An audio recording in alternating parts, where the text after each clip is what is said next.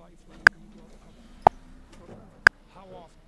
Most 99% more than 99%. Right. But I'm friendly. Yeah, I know, but still, it's remarkable, right? Yeah. I mean, because you're an axis of contention online, but I mean, you're very good at handling people. I'm not sure about treating people, but it is the case that when you go out in public, how many bad encounters have you had with people in public? Very few. Very, very few.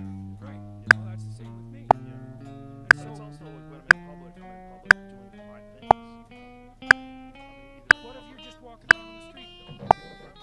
Yeah, and that I suspect that's true wherever you go. Yes. Yeah, so interesting, because there are people who are motivated, at least in part, sometimes almost completely by envy. But most people aren't like that, and even the people who are like that, mostly aren't like that 100%. Right, that's the thing, right? Is that people are different depending upon the circumstances. And I think most of the people that you even interact with negatively online, if you choose to interact with them at all, most of the people that will post things negatively about you online, if you could be alone with them and have a conversation with them, just a one-on-one conversation where you can find common ground. Like most student activists, if you went to their parents' house for dinner with them, I think that kid's like 85% like every other kid. Yeah. That's a good way of thinking about it too, because you don't understand this, you get conspiratorial. Yeah. So imagine there's a system of ideas. We were talking about the system of ideas that might motivate some of the WEF, top-down shenanigans. We talked about the religious substrate and the idea that the planet has too many people on it. It's not like there's anybody there who's fully possessed by those ideas. What is The the ideas ideal have posture for relationship. this? That's part and parcel of the set of ideas. And each person is a partial carrier of those ideas. But if you get 200 people in a room who are As I partial get higher, I like carriers lift of the ideas, board up. you've got the whole set of ideas there. And that's an animating spirit. Then it That's not acts like a realistic. conspiracy. And that is Should I be doing this considered standing up? sometimes Because that's also hypothetically how you should actually perform it. conspiracy. But it's very Let's see what it's like if I try it standing up. separate out the conspiratorial nature of a set of dynamic ideas from the people who are partial carriers of ideas. Carl Jung said, people don't have ideas, ideas have people. And there's a religious idea that's reflected in that cosmos is a battle between principalities. So that would be like a battle between spirits. And there's real truth in that, because the culture war we're in right now is a battle of systems of ideas. This is why what's happening on the conservative in Florida is in danger. It's like why we want to ban CRT.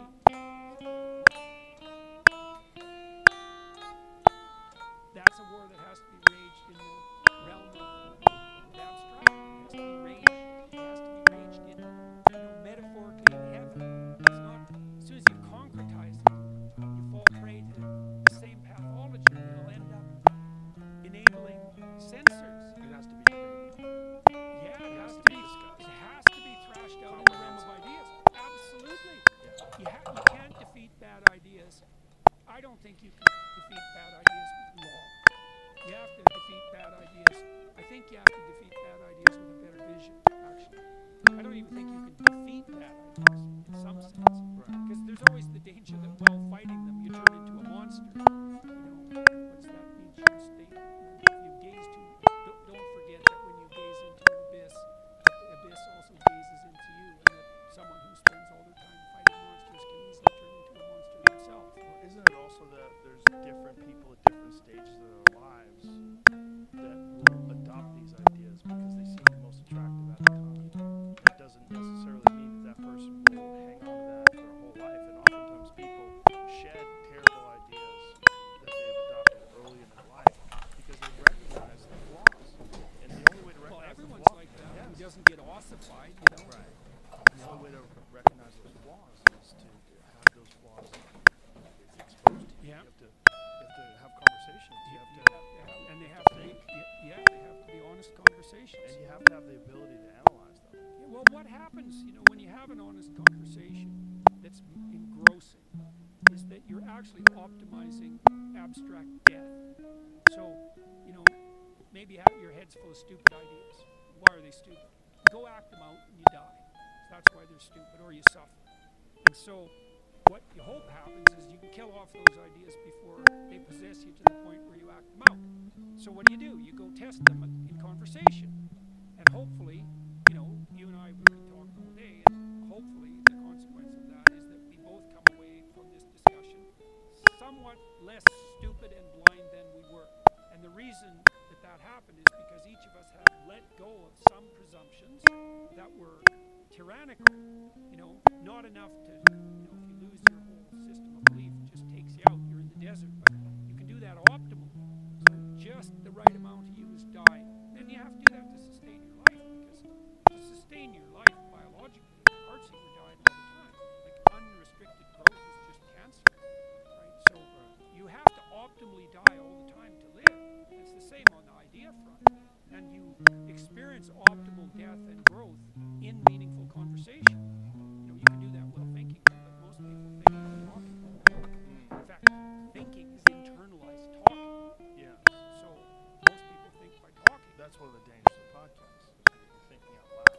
Yeah. Well, but it's also one of the things that makes it exciting, right? Because if it's real, then people are along for that. And it's cool because I kind of do the same thing in my lectures.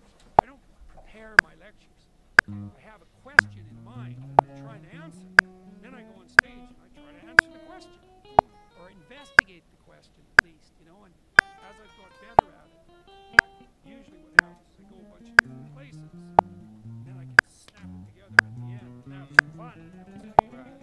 Plates are in the air and you just bring them all together at the end. It's like the final punchline of a comedian's set. Exactly like that. Yeah, it is. It's exactly like that. When bits are constructed. That's what you're trying to do when you're constructing bits. You're trying to figure out how to tie it together. Yeah.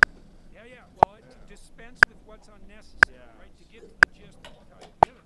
And it's so fun when you can land on your feet. I think Tammy do this when she's learning how to tell a story on stage. The story's about 10 minutes long. She has an opening. Here's the problem set, and then she lays out some narrative and says, well, here's how we can explore this, and now and then she can go and snap. It's nice. Oh, it's so nice. Yeah. It's like you got to the point. Yeah. And the point, that's the direction. That's the moral of the story. Jokes do that all the time. I think the closest thing to what I do on stage is probably you guys don't do much. We have a universe of potential jokes, right? And my suspicions are that you're watching how the audience is reacting and crafting what you're selecting to bring everybody on board. You want to tell a story that has a near and a heart.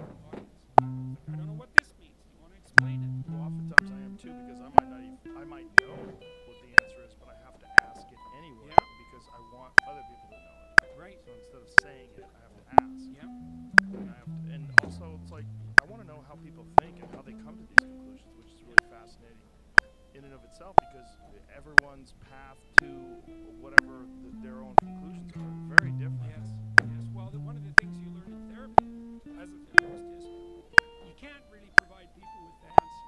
So maybe, someone will come to me with a set of problems and I'll think, well, I know how to solve that. I can just tell them. But what happens if you tell them is they just don't do it. Right. So what you want to do is you want to ask them a bunch of questions about the problem and about what they might view as a hypothetical solution. And then they develop the intermediary steps along the way to the conclusion. Then they're actually likely to act it out. Same thing happens with kids. You have to walk people through the process. And, a lot of what we both do, I think, in our podcast is we invite people along for the ride instead of presenting a package of pre-programmed options. Yeah, of course. Yeah. You get that a bit because you select the people you talk to, but you can't talk to everybody. You're going to have to. So that's, as long as you're not playing games with that any more than than you can avoid. Yeah. Yeah, it's for me this has been like an unexpected education, in a very bizarre way. When I first started doing it, I didn't think I was going to get educated. I thought I was just going to have fun with my friends and fuck around. And then along the line, bringing guests on, and it just sort of evolved on its own. Yeah, right. I often think that this thing made itself. Yeah. As Well- bizarre as that sounds. Well, okay.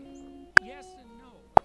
It made itself in some way, but you followed the golden thread of what was meaningful and interesting.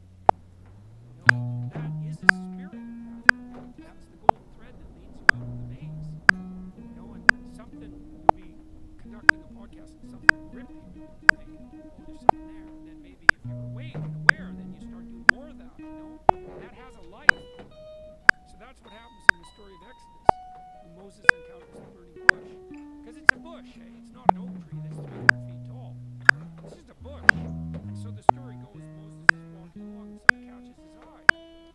He wouldn't have to go over and look. It catches his eye and he thinks, what's that? And then he goes over and he starts to pay attention. And the more he pays attention, the more the voice of God manifests itself. That's what that story means. Is, so something catches your interest and glimmers. Then that's the gold beckoning in the distance. It captures your interest, and then if you pursue that, it leads you into the depths. I don't know if we've talked about this before, but what do you think about those scholars in Israel that believe that the burning bush was some sort of a psychedelic experience? Oh, well, I think we have no idea how psychedelic experience shape religious assumption. Have you read Brian Murray? Yes, absolutely. I interviewed him. Oh, yeah. Amazing. Look, we know that the shamanic tradition, which is, God knows how many tens of thousands of years old, it might be millions of years old, maybe.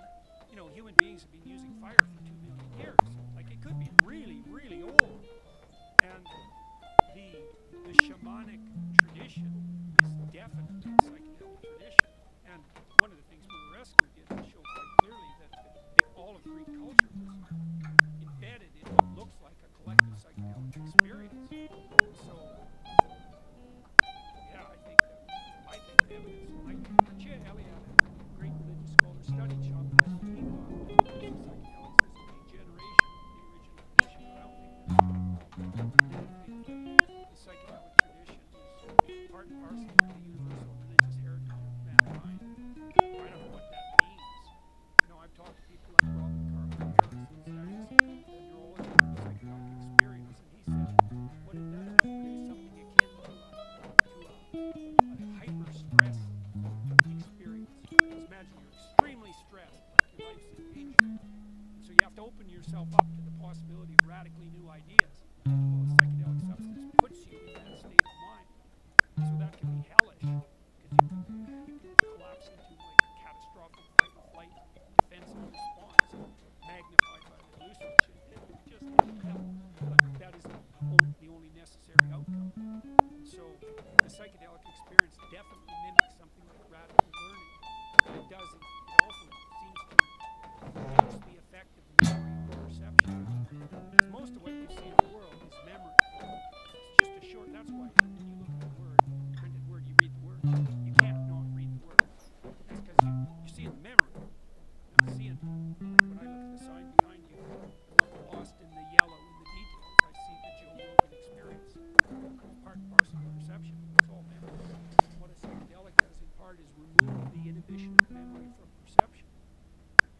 re-immerses you in the complex world, shows you how remarkable, beyond comprehension, everything really is.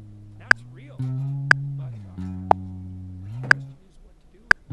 Timothy Leary, his doctrine was turn on, tune in, drop out.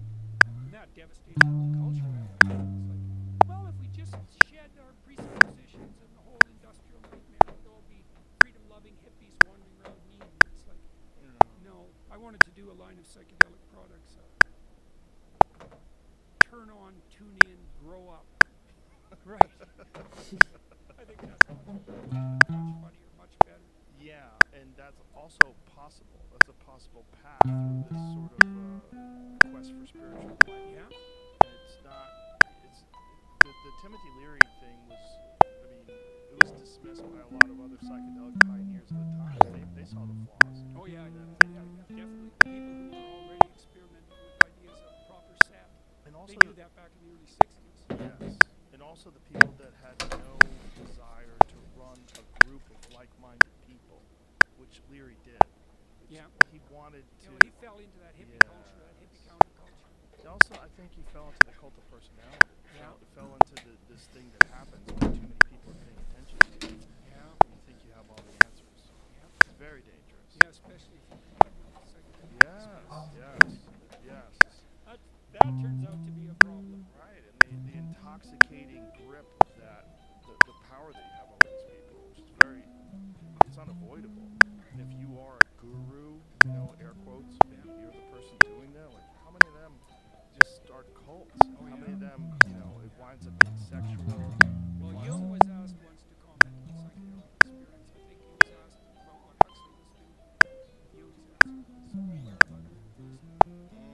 Right. Very smart. Very smart. Very, very smart. Yeah, unearned. Unearned Because wisdom. almost all wisdom comes at a price and a long road to get to that. Yeah, right. Yeah, it's not a quick fix. There's no quick fixes. This idea that you're just going to trip balls and figure it all out. Yeah, and then you've got it. Yeah. That's, No, and everyone that I know that thinks they've figured it out are most lost. Especially the ones yeah, that if are you're lucky, espousing you it. can come out of an experience like that. And then, like Socrates, Socrates may have learned this from psychedelic experience. Seems more probable because he participated in illicit mysteries. Yes. He said, I know he's radically open to revelation of surveillance, and certainly psychedelics can provide that. It's like, oh, I see. I don't have a clue. Yeah. Yeah, that's the first step.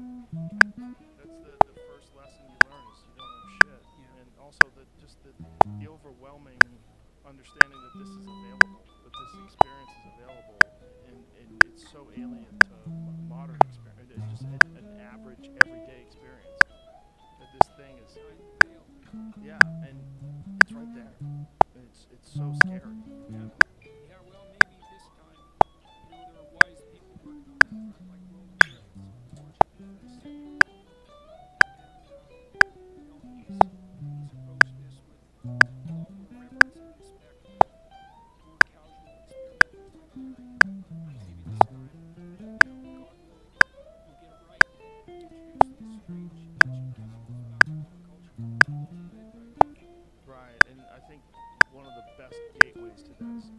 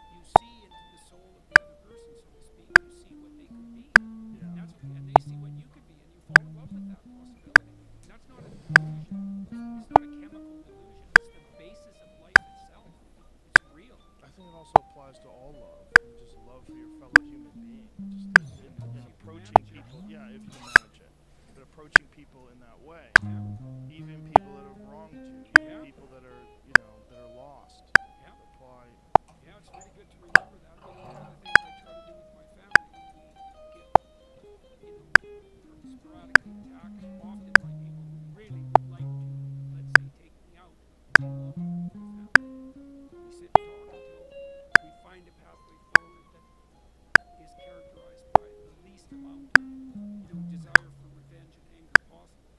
After contemplating Yes. the anger and the revenge quite deeply, because you have to let that voice have its say too. Yeah. There's no positive outcome from revenge. No, It's a horrible path to fun go as it down. might be And in it, the moment. it also there's a extreme desire to feed that monster. Yeah, That's what's dangerous.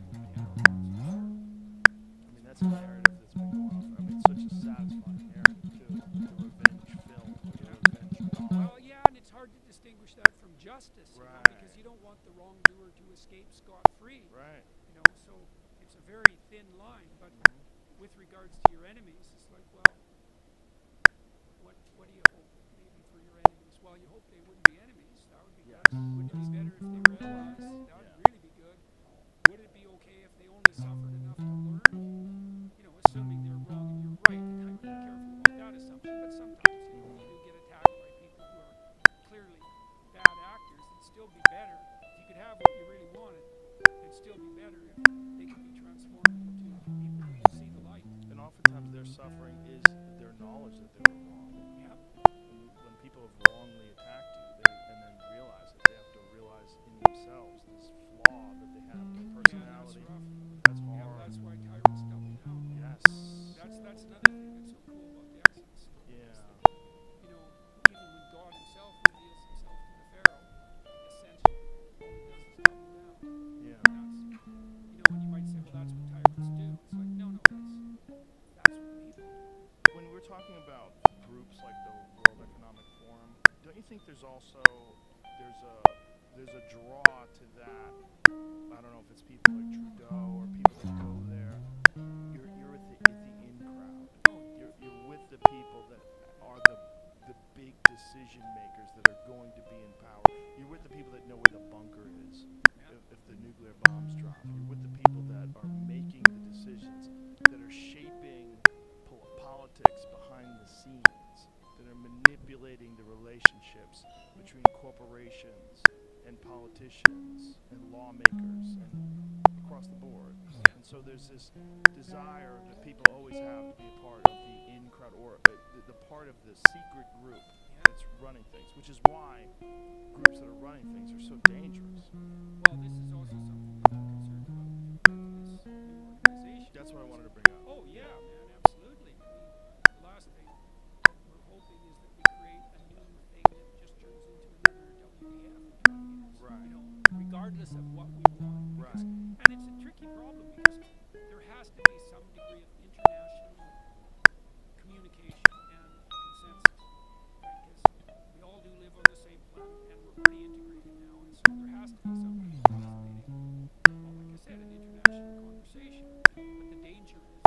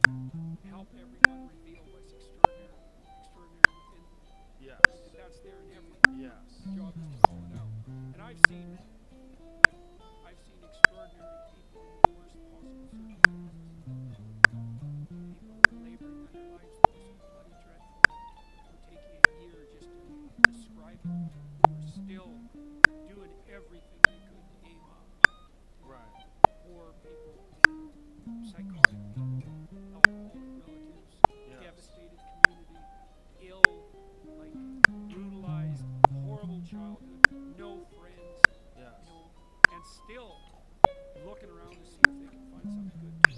And you would never wish those circumstances upon anyone because most people don't survive. But a few people get through those with incredible difficulty. Like Yoni Park, Yeah, she's a perfect good example. example. Yeah. An amazing example. Like her childhood, her life experience in North Korea is one of the most horrific stories I've ever heard in my life. But because of that the horrific nature of the experiences that she had, she came out of this with this extraordinary character. And I this have a friend, Charles Joseph, native McCarthy from the West Coast. He was in a residential school in Canada. It was one of the ones that were genuinely bad, and it was bad. It was like Auschwitz level bad. It was really bad. He was brutalized, and you can't listen to him talk for 10 minutes without getting tears rolling. And he was devastated. He was hurt, and he was out there. He was on the street for a while, drinking. But talking about started carving, prepared himself. Quite a stellar creature. Amazing. again, you would never wish that on anyone. But it's incredible how through that adversity you create this extraordinary person. And that extraordinary person can be a great light to so many other people that are going through terrible times and define themselves by the terrible circumstances that they find themselves in, which is a real problem for people. Yeah, well, that's part of that victim narrative. Yeah.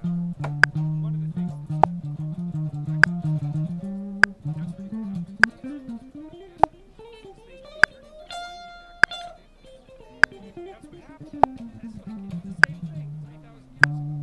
We don't know where we are. We're lost. We're resentful about it. We wish the tyranny would return. And aren't we hard done by and gossiping? Same old story. It really is the same old story.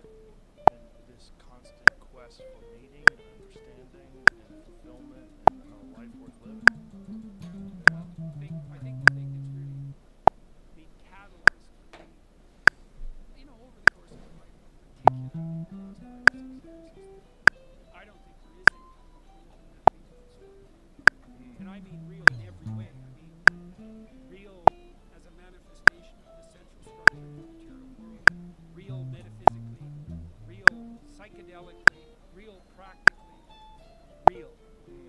So, and I think that instinct that orients you towards meaning, that's the deepest connection you have to what is most real. Because people say, well, life isn't meaningful in its essence. That just means you're a reductionist materialist atheist. Conditional presuppositions. It's easy to flip that and say, no, the instinct that orients you towards engagement with meaning, that is the most real thing. We did that enough. And I believe that. Get a little bit better at it. Keep at it. Straight and narrow, we're in pain. So how can anything be more real than that? What orients you when you're suffering? There's a definition of real. Real is that which orients you properly when you're suffering. So, that's not the same claim as, objects real. Right. It's Right. different, I think.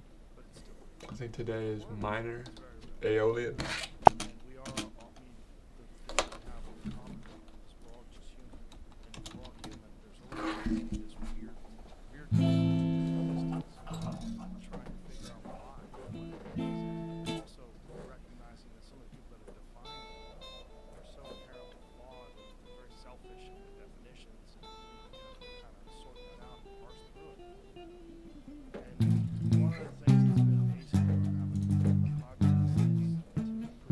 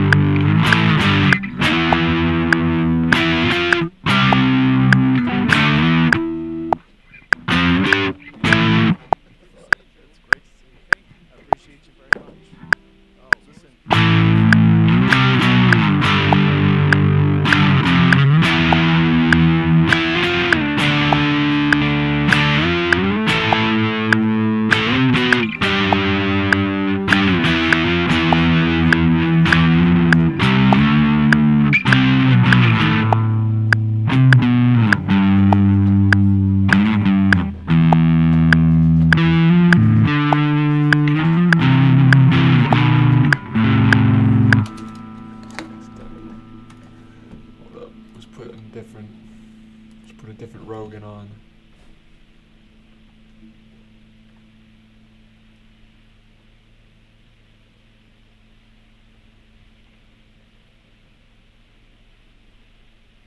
Ooh. Wildlife photographer. Bat conservatory. So they got a lot of bats out here in Austin, supposedly. Drink by day, Joe Rogan podcast by night, all day. Well, welcome to the show, Merlin. What a great name, by the way. Thank you. Your parents named you Merlin. Did they make you get into medicine at all? My mother actually named me Merlin DeVere, and her hope was that she would get a kick out of me being a medical. Out that way. How does one how'd that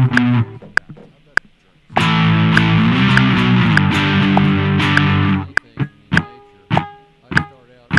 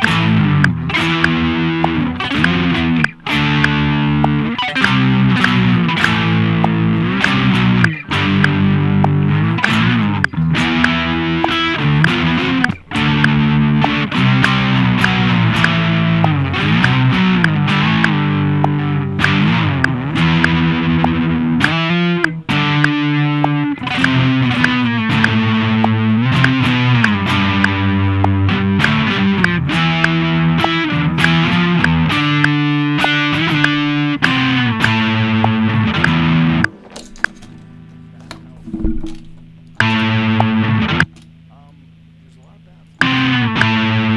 That's right. Actually, I moved to Austin because there are a lot of bats here. There wouldn't be had been for my moving. I first began to be interested in about that than any other place probably in the world.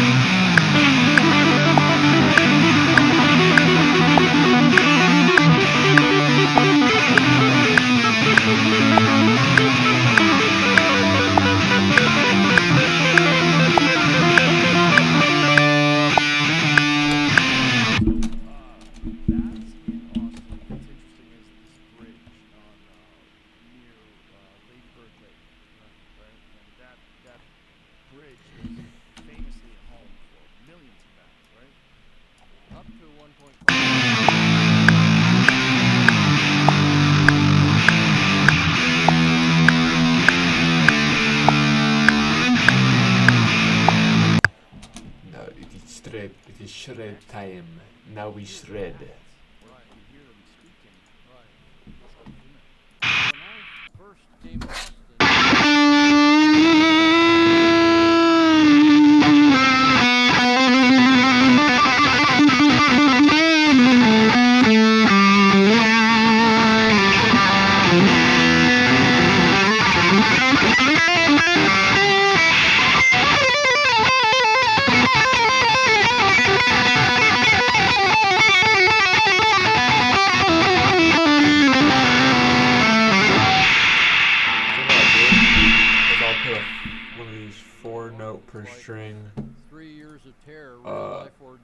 fucking And one of the stories scale was like a diagrams family so I could try to trapped in their commit home that for to 3 memory. days and nights, with bats attacking the windows and doors trying to get them. And so people were really frightened, genuinely. But all it took to overcome that is I ended up getting a bat of the kind that lives under the bridge, and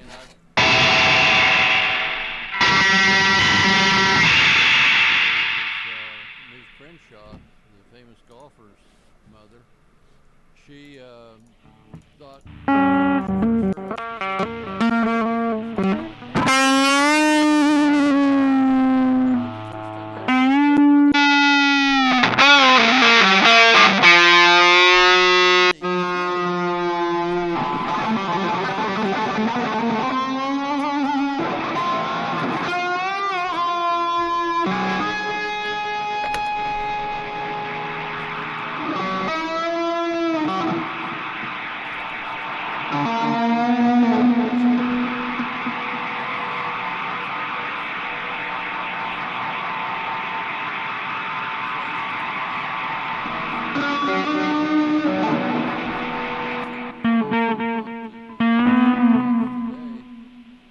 they bring millions of tourist dollars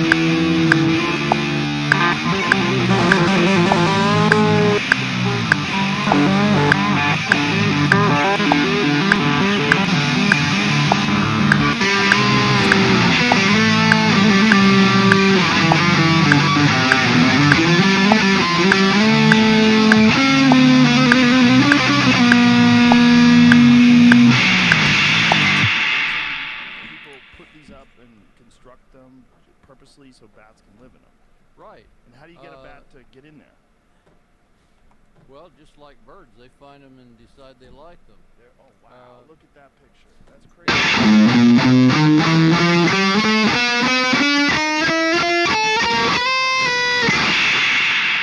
Aeolian sharp fourth. Interesting. That's like a So, weird in scale. It was put up. There was over 100 bats. Is that like an 8-note scale? That's right. Now, I wouldn't say that that's what you'd expect all the time. It often takes 6 months to a year, even sometimes a year. That's not what and we're trying to do, though. track bats. Trying to do the regular Aeolian. If you put up the right kind of bat house in the right kind of place, you'll probably attract some bats, and it can be a lot of fun. And what is?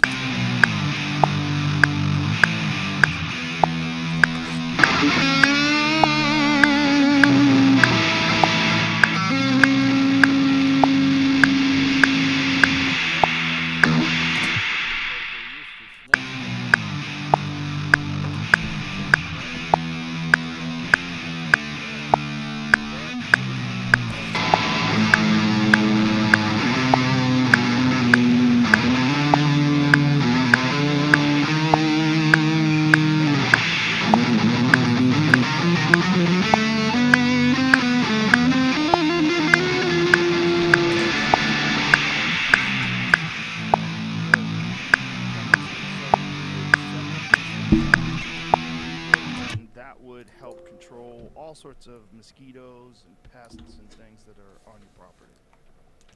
Yes. putting up.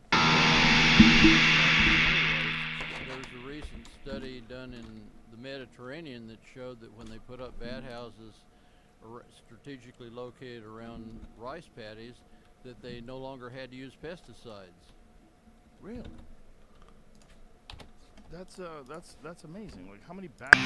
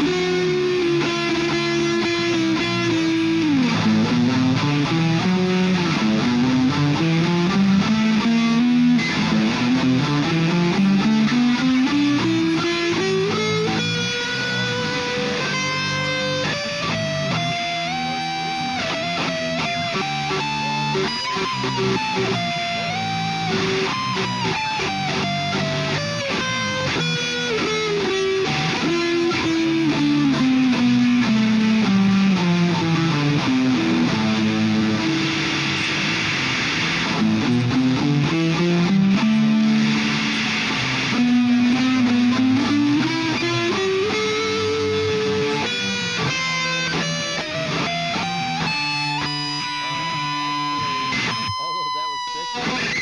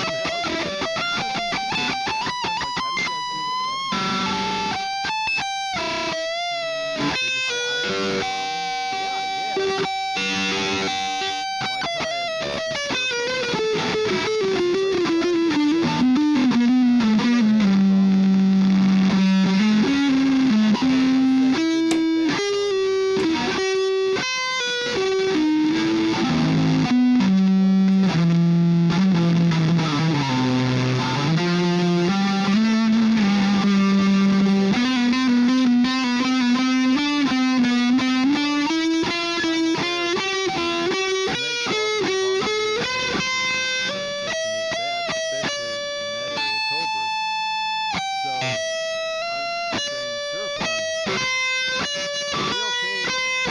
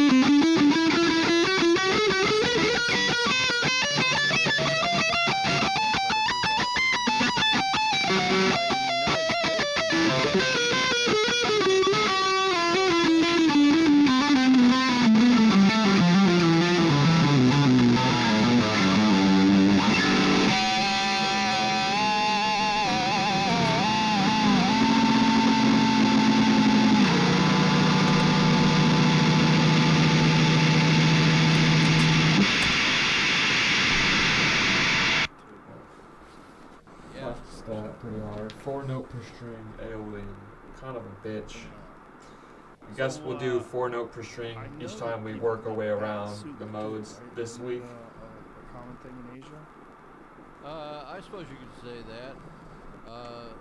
It, you know, I'm not a guy who's out to stop all bad eating. I think what we need to do is get balance in the world first. If we can get some balance and compromise while we're getting the balance, then maybe eventually we get further where we want to go. But I'm okay with eating bats. as That's long as 4-note it's per not string. done This is 3-note per string. excessively.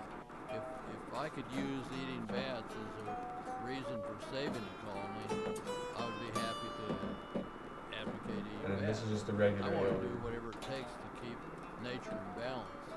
We live in a world where all these living things are interdependent, and we can't afford to just love one and hate another.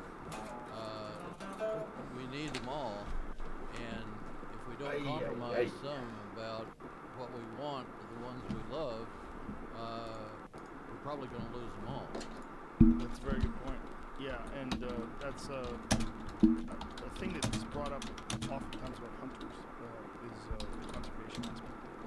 Is that in wanting to preserve these animals so they can hunt them, they actually contribute more money towards conservation than anyone does. I know of cases like that. For example, in Mexico, they have desert bighorn sheep, and a real, I'm told that a good trophy-sized bighorn ram, you might pay $100,000 to shoot. Yeah. And This I'm Rogan, told that it's a there bit of are- a snore. There's at least one and maybe several ranches now in Mexico where the owner has found that it's more profitable to reduce his cattle and promote bighorn sheep. What's going happening? on? Not Welcome much. aboard. All strapped in. You got your paper no. in front of you. You're ready to go. Yeah, this was just here. Just hit the button. You're ready to fucking take some notes, dude. Exactly. You seem like a guy ready to take notes. Practice triads. Pretty We'll accurate. jot some notes. Counterpoints. Actually.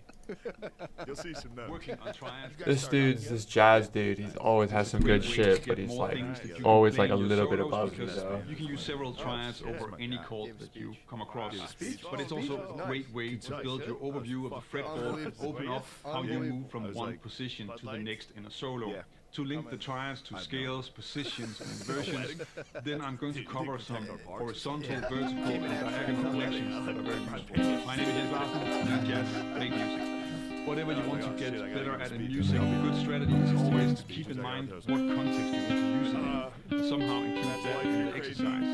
It will never really be enough to just be able to play something, there's just always more going on. Alright, this is too much. I can't have both of these running at the The same first time. place I would suggest that you start working on triads is to practice the diatonic triads in whatever scale positions you're used to. This is a great way to start seeing those patterns within the scale, and you can use the triads as a part of a line in a solo, connect them with scale runs and 7th chord arpeggio. Oh, that's pretty good. Alright.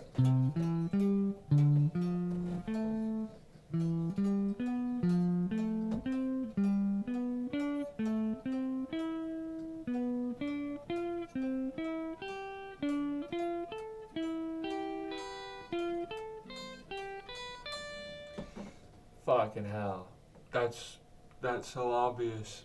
Just pick out the triads of the fucking whole scale. Oh.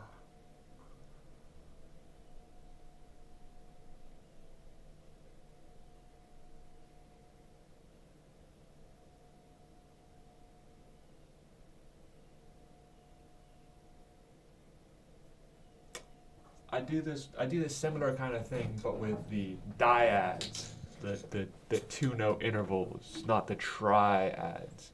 I go like.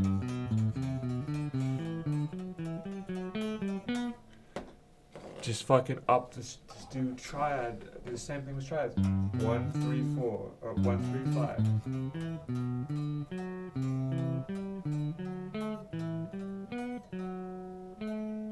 And then that's how you can just memorize all the triad shapes. Duh. That's fucking obvious. I should have done that. I should have been doing that for like forever. Alright, so then let's see. That's a C major. D, or I'm doing this in G, but I'll try it in C. C major, D minor, E minor, F major, G major, A minor, and that's B diminished, and back to C.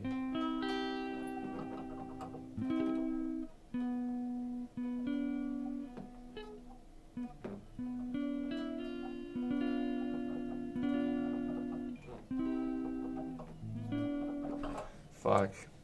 That's just something I'll just be doing that all the time, I feel like, in all of the scales, in all of the modal scales. I'll just be working through the triads now. That's such an easy way to click it. Oh, fuck, man. I should have thought about that forever ago.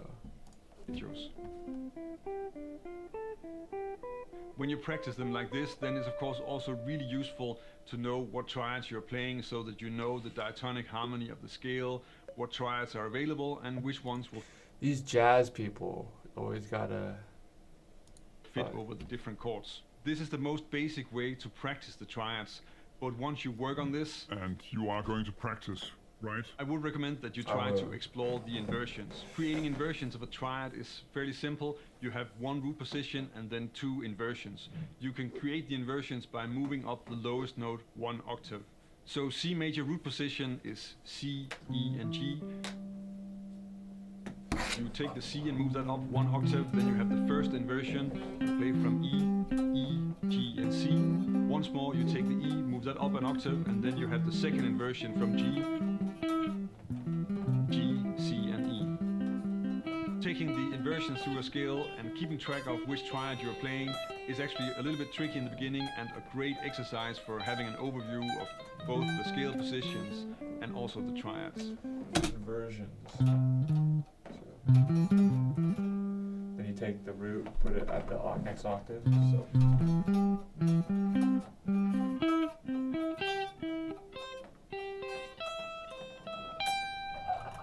It's kind of just like arpeggios, but like, this is the hard part about music, is that you got all these ideas that kind of like layer on top of each other that are like very similar, but like slightly different. So the application is different, right? So it's like, yeah, this is an arpeggio, technically, you know? It's like a 3-note thing. But the idea of inversion is something that exists within the arpeggio. And so you could like, if you take inversions and apply that to your arpeggio knowledge, then you get the complete understanding. But it's like they kind of like on the surface seem like the same idea in a weird way.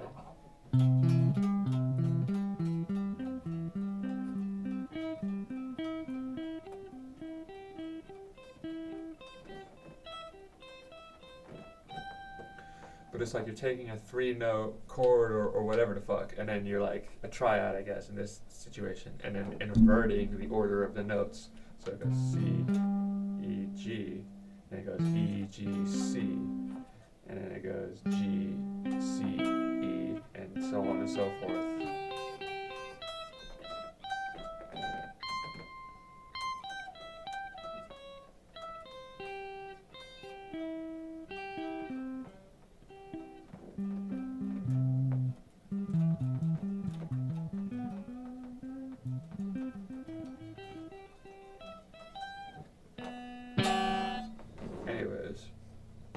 That idea, going through the triads of each fucking scale is a good idea. C major, D minor.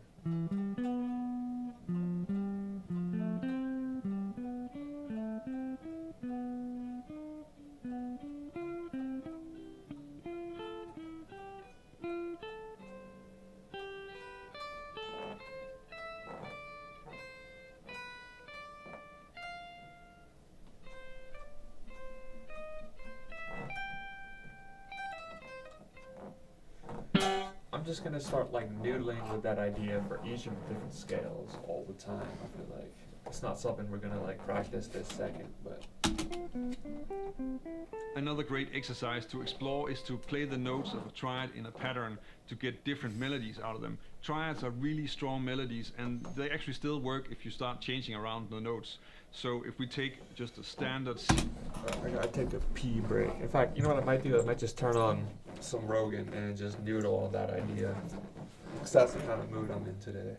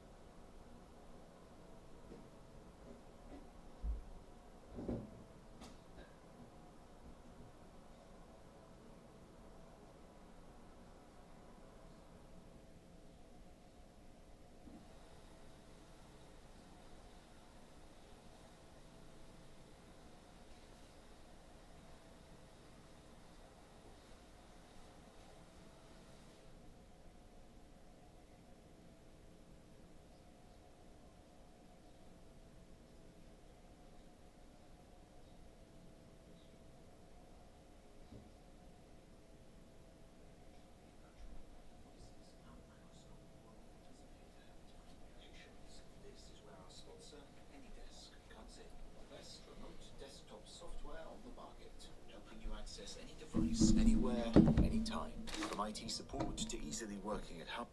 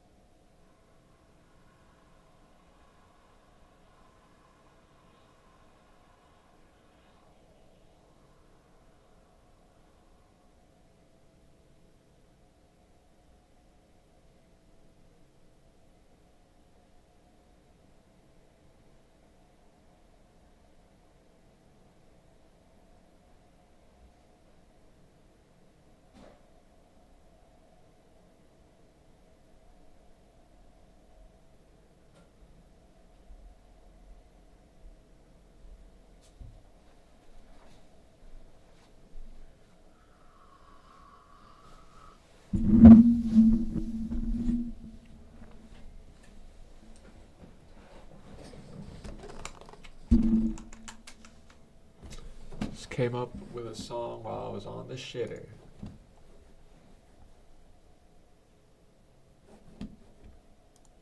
Crazy enough to work.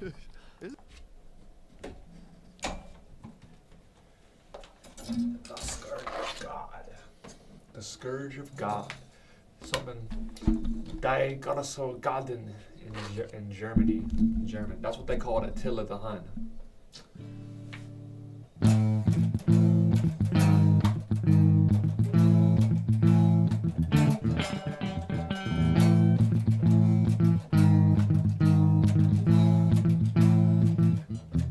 The Scourge of God.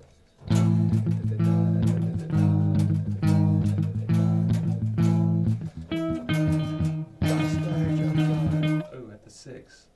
Or that's the augmented 4th.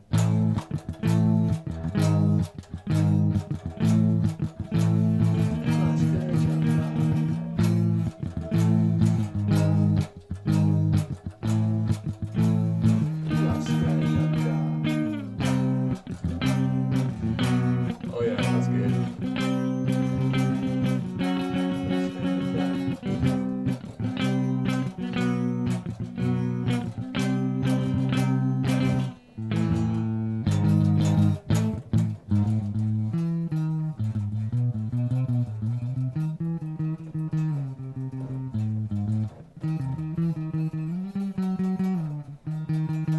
Seems like that's in harmonic minor. Isn't it cool? That's always good when it's like you come up with something and then you describe it afterwards and it's complicated instead of like, oh, I'll try and do something in harmonic minor. Harmonic minor as opposed to the natural minor.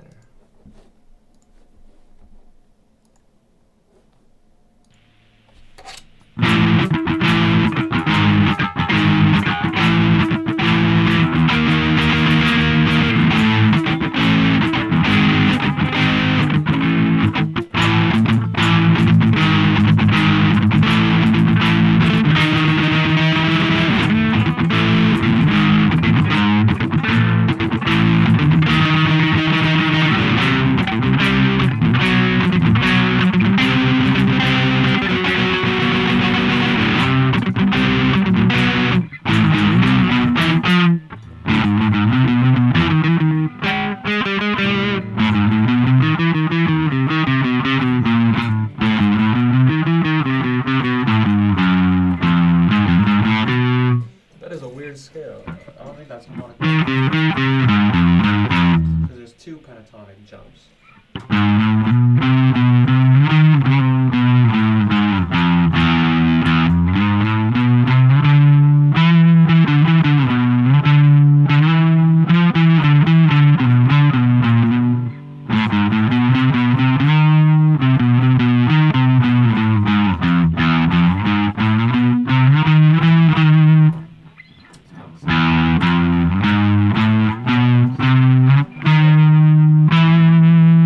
What is that scale?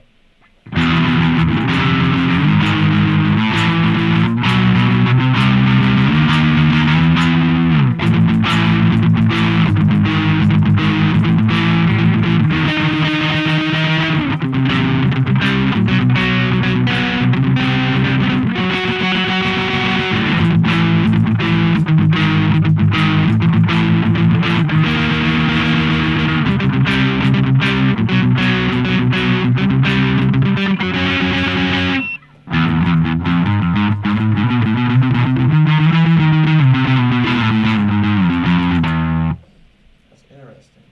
Hold up, let's just think about this.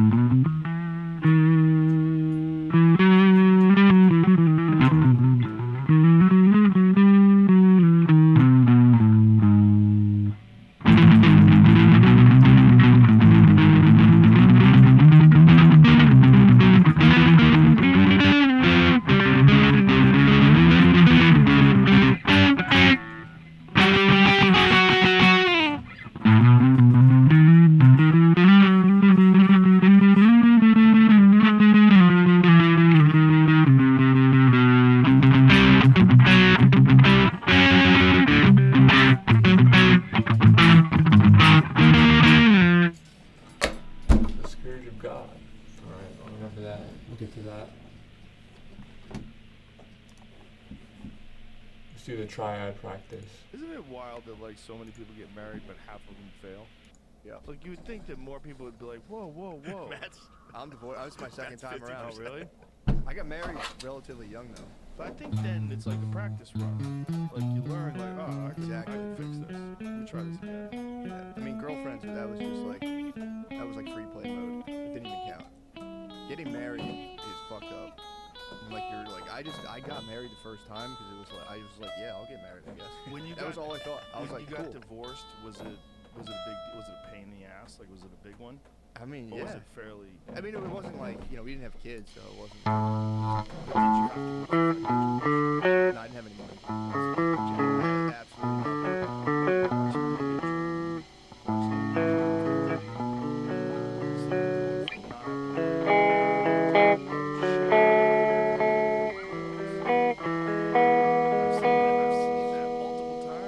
I've seen guys get hurt. Just like Leon Edwards in the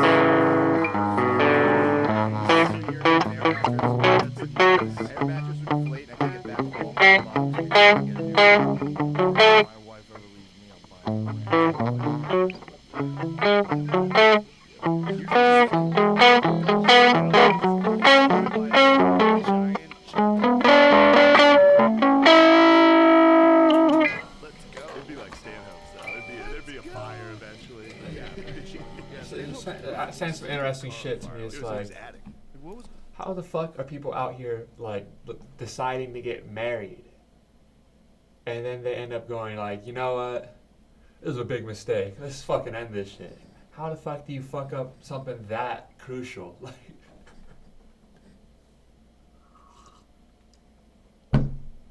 What's going on up there? I don't. It was an electrical fire. Oh yeah, no, that shit happened. And he has like a metal. So his shit just burned. Yeah. They say that the majority of divorces, okay, not only are the majority of divorces initiated by the woman, but they also say that it stems from financial reasons. So it always basically goes to the guy isn't making enough money, so now I'm gonna divorce you. But that isn't all of it, because if you have like fucking Tom Brady and shit, fucking the pinnacle of male excellence, Tom Brady, and his bitch is cheating on him, like, get out of here. Is it fixed or is it I fucked? doubt it. Is he still living there? No, I can see him living there. It would mean nothing to the Fucking it view would the mean sky. nothing. It hardly rains out there. It gets cold at night. It does get cold. For a while, it's like near Mexico, but it gets cold as fuck. That's weird. I want to go. Well, it gets so cold. Is it not? The sand. It's probably the sand. I don't know. I feel like the sand is just Didn't Francis and Donna have a very similar story about crossing the Sahara? When they crossed the Sahara, didn't he say it was like really fucking cold at night? Yeah, it's freezing. I don't get it. It's like sand doesn't retain heat. Is that what it is? It Yeah. doesn't hold the heat. Water just passes through. It's fucking bullshit, actually. Bullshit. It doesn't do a goddamn thing. You know It's what's hot as fucked? fuck and cold as fuck. What's that? Lack of makes sense. You know, the Sahara Desert used to be a fucking rainforest. Really? Yeah, that's like the normal path of things. We just look at stuff through such a narrow window that we think, oh, the desert's the desert, the jungle's the jungle. But there's a natural path that goes back and forth between things becoming like rainforest and jungle, and then things becoming sand. Were you talking about the ice caps too? How apparently that was lush. Someone told me Oh, that yeah. used to be lush forest. That became. We're in an ice age right now, technically. Is that correct? I don't think so. I heard if we have polar ice caps, that's technically an ice age. But I couldn't really. My Oh, your cousin might be okay. His cousin passed My like cousin us. to Argentina. My cousin was reassuring me. He's like, dude, the ice caps will fully melt. It'll just be lush, and we'll all move up there. Well, if global warming does keep accelerating, that's the people that have the most optimistic view of it. They say all the places that are wicked cold will just move into those. I was listening to that guy. He was talking about how like the Midwest, like Minnesota Yeah. and shit, that'll be like Canada. Yeah, Yeah, it's gonna get a lot warmer. I'm gonna recross the Bering Strait. You gotta get back. Go back I think to it's the Canada. opposite though. It's gonna get more water. You're looking at it wrong. So I get my time. If an ice age happens, then you can make that walk. Yeah, that was my favorite in Jones. He was like, fuck global warming, the ice caps are growing. And everyone was like, shut the fuck up. And then one quick Google, you're like, God damn it, he's They're growing. right. Antarctica is.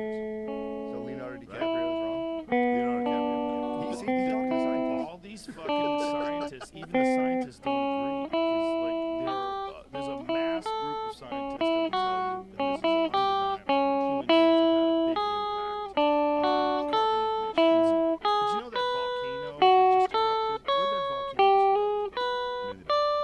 There's one Iceland had a that big just one. cracked. Recently. Some guy put this, I would like to find out if this is true. Some guy put this on Twitter, that there was more CO2 released from definitely that diminished. one volcano erupting than everything human beings have ever done. Really?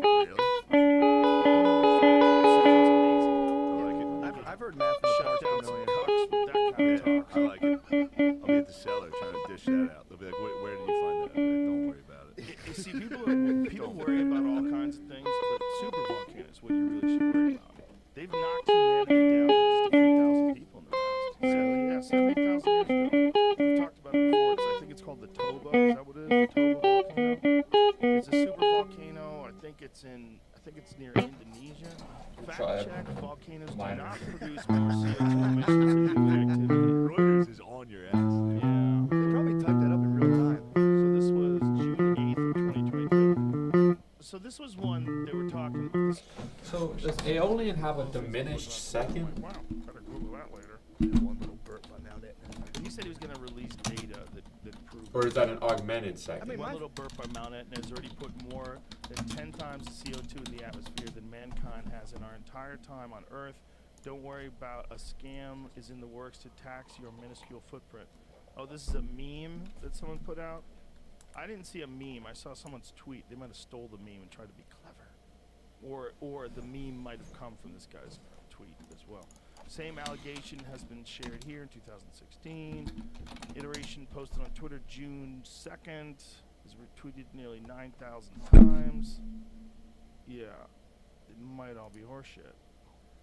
Yeah, I mean, but my That's thing a is, lot though. That, Look at all looks that. like a lot of That looks stuff. like a it's a lot of big ass stuff. cloud. I'd say that's 40% CO2. Alright, so just think about this.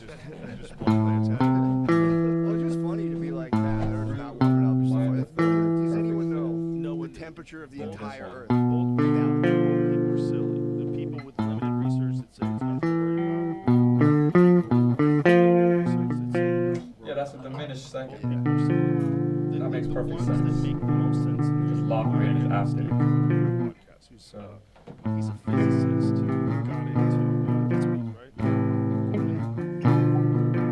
And he I forget how he was tasked with going about looking into climate change, but what he found was that the periods of ups and downs have always existed. Like this idea that the Earth has ever been at a stable temperature that stays like this, that's just not the case.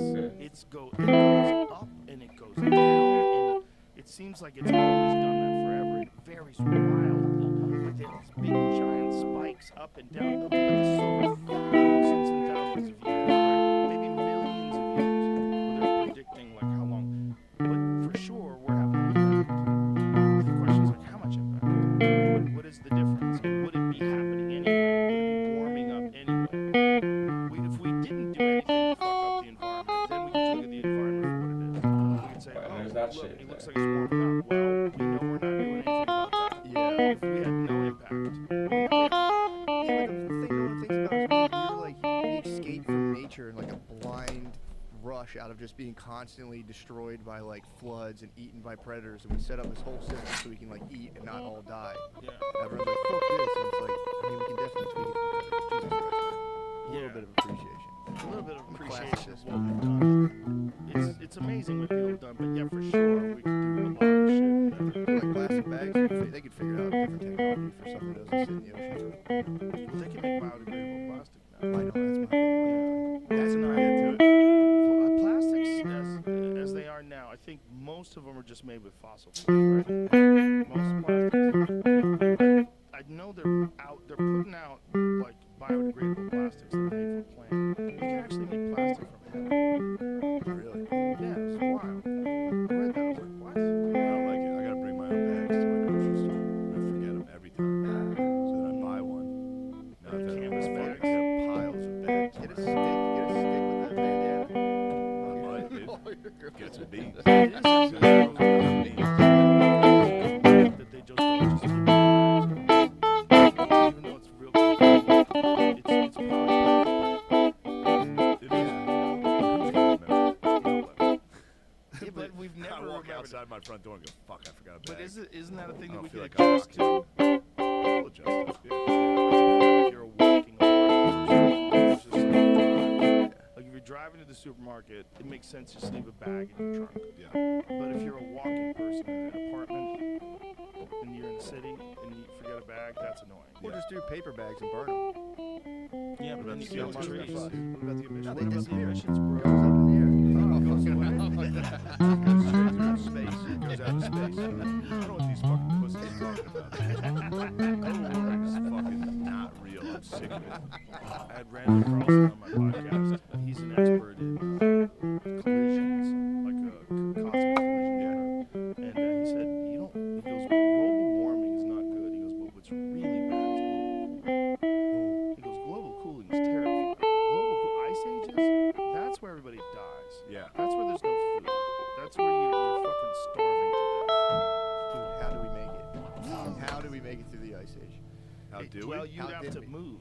You moved, you know, Okay. or the hardiest of hardy people. They hunted and gathered, like the Inuit. They basically can't grow any vegetables. What a fucking bullshit life. What a scary In life. a fucking ice cave. You live in an ice house covered in animal skins, Hopefully you stab something in the next month. and you're just looking for fat. You're just looking for blubber to eat. 'Cause Yeah. that's what your body uses for fuel. Imagine how much you could just like slide on ice though.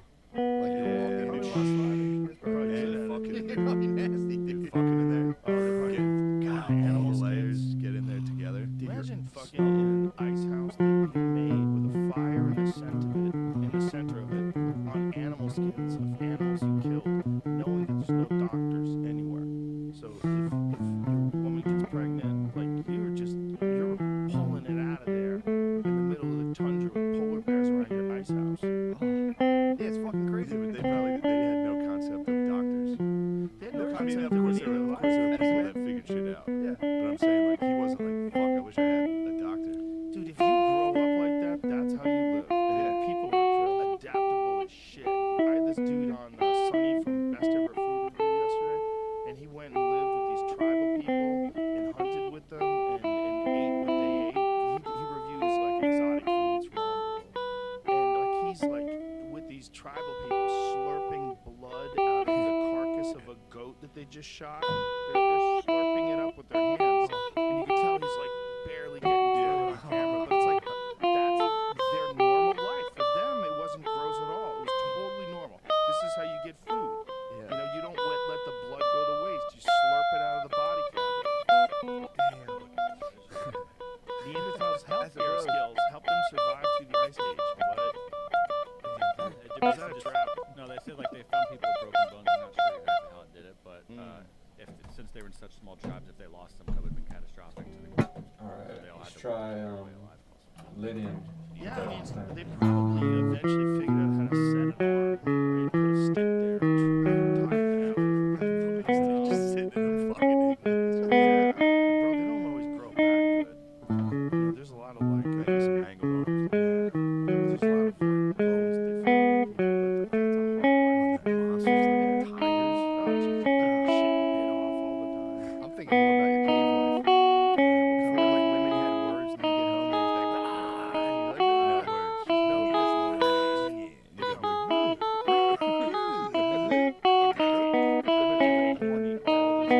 you're like, All they did was just fuck and throw spears and go gather food. The more we're talking about, the more I'm coming around. Yeah, How because sick that shit would have been.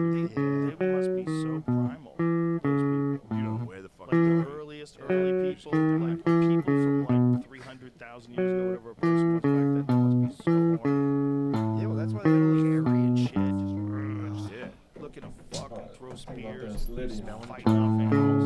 That's why they had all those fucked up rituals, because in their world, nature, like violence, they just like put on a pedestal, 'cause that was like the coolest thing. That was like the ultimate life force back then, just getting squashed, like animals and rocks. They would reenact it all the time. Could you imagine if you go back and Diminished 7. Or diminished. So the augmented fourth is diminished. And that makes a lot of sense. just teach him a few He'd moves. bite right away. He'd bite immediately. First guy to Yeah. grab it. Their bones are different. They're built different. They're like 5'7", 200 plus pounds. They're built like chips. Like big, powerful chips. You'd have to put Do you think that they fucked us or we fucked them? We seduced them. I think we seduced them. Imagine me laying in wait, dude. these guys came by. Us back then, like having a powerful woman, very attractive, because then you'd have kids out gene pool, your gene line would keep going on. For China. China. Yes, She's probably the hottest there. China would have been a Dude, I did and after she won the stunts, she got out and like, flexed and goes, "Who's the man?" She said, "Who's the man?" That's just what he said. Yeah, She had a wild nose. Lady. She did. how tall was she? When women take steroids like that, they develop a male midget.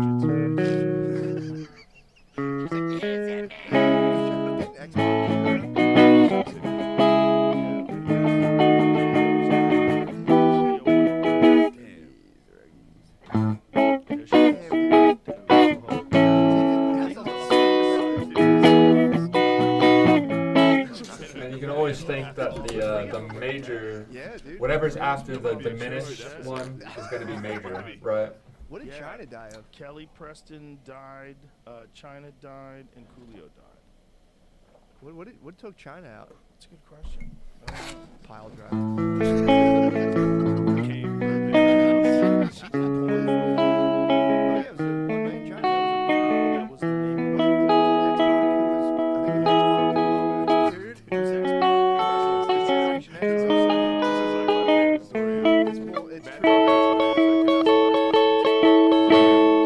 Dude, I was like 12. I can't even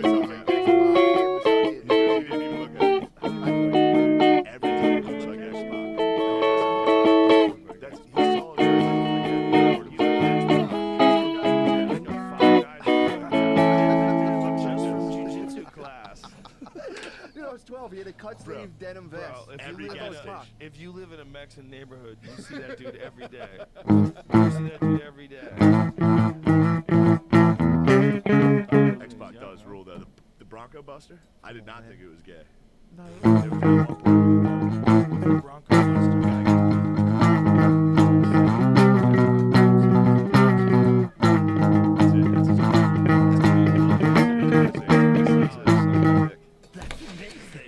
So this is what he does. There it is.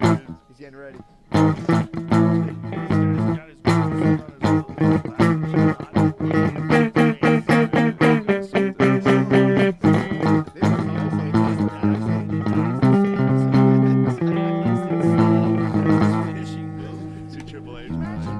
Imagine pitching that in a meeting. Vince, here's my plan.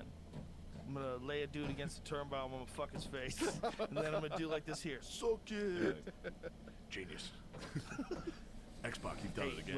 what do you think about the Saudis buying the WWE? The rumor, the unsubstantiated rumor that the Saudis are You met Lemaire. He's an autistic man. He loves WWE. He's not happy about it. Yeah, he was very mad last He's night. upset. Why? All him and Tony would do was talk about it last night. Tony The likes rumor. wrestling. Dude, They they're were gonna- very upset. Are they gonna let like the wrestlers hit women and shit? Well, that's the thing. They're saying they might not. Their conspiracy is no women. They're going to be able to bulldog all. There's going to be attitude there again. Let's be pulling women out of cars. Dude, they're going to 3D May off the fucking Jumbotron. Remember they did that? There was They're an gonna old bring him in to do that on chicks. There was an old woman in the WWF, and these two dudes. You remember the Dudley? Wasn't it Dudley boys? twins, yeah. Dude, they tossed Dudley like an brothers. 80-year-old woman off the Jamie. What did he do? Let me see. Toss her off the turnbuckle. You'll see. No. This is Saudi Arabia. Saudi Arabia saw this and was like, "We're in. We're very interested." Oh, So this is no. the, she's got a neck brace on. It's a long bit, so I'll kind of zoom ahead, but There's Lemaire. this match, they brought her out. She's standing up there watching. Oh my god. Mark And she's Henry. yelling and Sexy. screaming. And so they roll her.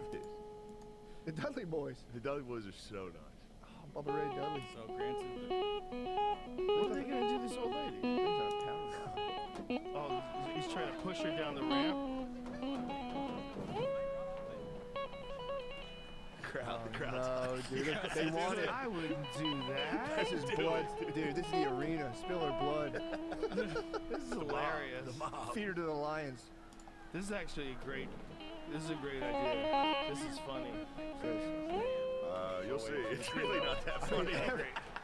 Everyone's thought about doing this.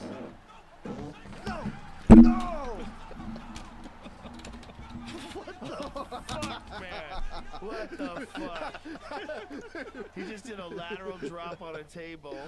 Dude, power bomb in your What do they grandma. call that? What do they That's a call power power bomb, bomb? dude. That was Yeah. a power bomb through a table. Dude, the fact that your brain carried this for 22 years. This has been in your brain for 22 years. Bro, what It kind happened. of damage did it do to that lady's brain? I mean, mean- I don't care what you say. That lady got impact from that. There was some impact involved in that. Damn, I wonder if there was like a nursing home pipeline to He's not, WWE. like, she's not protected there. Look at her hands. That's She's a all real over. Tried Dorian, I guess. Memories from good shit. Oh no, that's Mark Jesus Christ. Okay. That's fun. He's rubbing his head. He's like, I'm gonna get this pin. Fuck, man. I'm getting arrested. Damn, That's, dude. that's So yeah, they used to. WWE's not afraid to put hands on It's women. coming dude. back. It's coming Now back. they did get away from it. Now with the Saudis, we might be back to the classics. Putting kids through tables. It's fucking crazy. That was probably in like Rochester, New York. Oh my god, that's so nuts. Ever go to a wrestling? No, he's been trying to get me to It's go to so WrestleMania fun. forever. It's so fun. Forever, but now this house bought a ledge. Is that real? What's the still not real? Did we snow that yesterday? It's gonna be cool. Saudi's gonna. There's a chance. Who owns it? Does Vince McMahon still own it now? Or is he Well, focused they on kicked him out because he got busted with a bunch of flukes. A bunch of ladies. The company Your fault. All that money went to that. If you look like that, you're 7 years old and you're slinging. You're supposed to do. What do you want?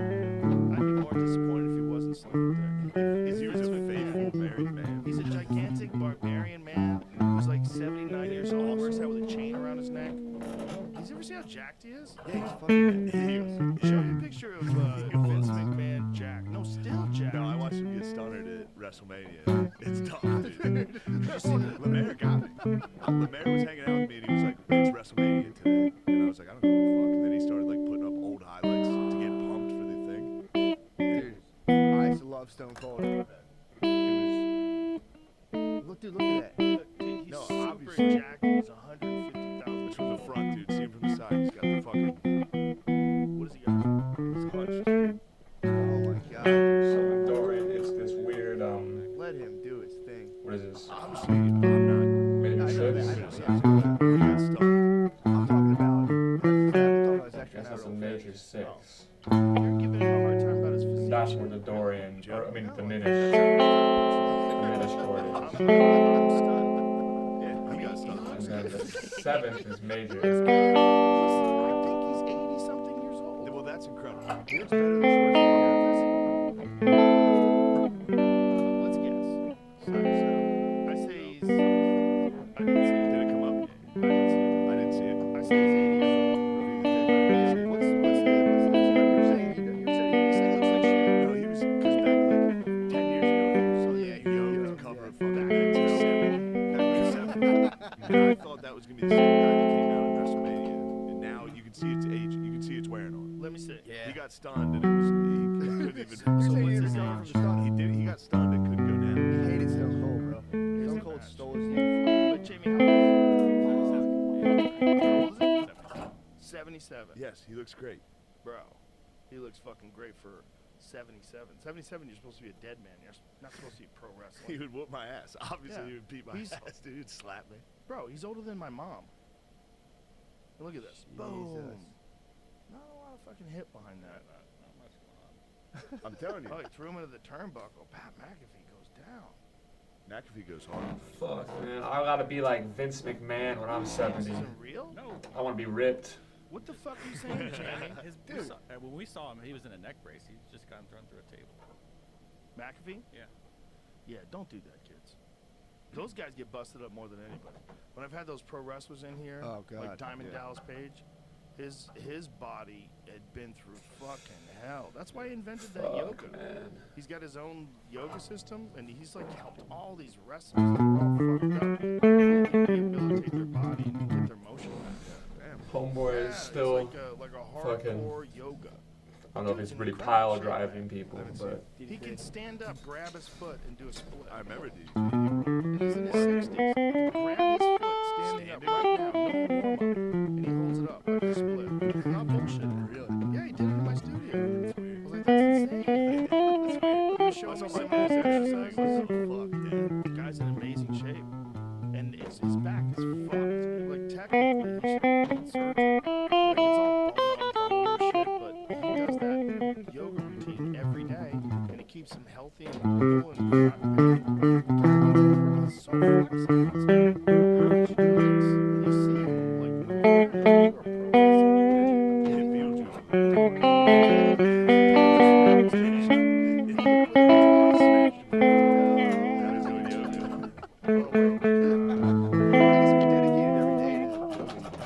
Probably helps his life. I think those guys, if you're that busted up, you can Yeah, this guy's have to not do awkward, something every it's day. weird. Otherwise, you have to be mobile. Like, you really have to fix what if you just start taking pain pills, which a lot of them do. That's a dark road. You gotta think about how many times a year those guys probably go. I talked to Jake the Snake, and he was explaining like his evolution in the game and how long it took him and all the road gigs and shit. It's like, dude, those guys were doing 300 nights a year. Yeah, every day. Every day they're smashing into each other and slamming each other and fucking, and some of them don't like each other, so they're hitting each other hard. I was just talking to someone. Seriously, fucking problem. Yeah, dude. They're all fucking, especially back then, roided out, lifting every day, drinking every day, fighting every day.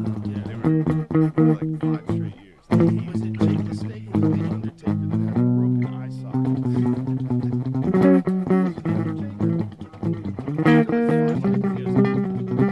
Shattered his fucking eye socket in the middle of the match. This Mexican dude landed on his face. His move, instead of fucking your face, he'd drop his butt on your face. So he drops his butt on. Who was it? It was like a famous guy. Mysterio? No. That's The crazy. dude landed his butt on his face and The broke thing his about eye socket. WWE, And so he's like, once you know enough about the world, you realize everything else is fake. And WWE is the only real thing.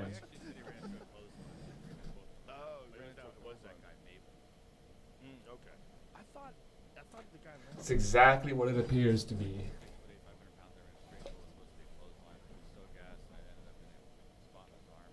Actually, Jamie, I think he broke his eye socket twice. I think if I remember correctly, he broke both eye sockets. Jesus. According to this, it says this is what he said. Oh. Yeah, both eye sockets. Yeah. See, that's right. One was because the guy was completely out of shape, a lot of similarities. The other one, I think, was the butt to the face. I think he's saying he broke both because we showed another one that he did where the guy wasn't as big who landed on his face. I might be remembering this wrong. I have a very limited memory for pro wrestling.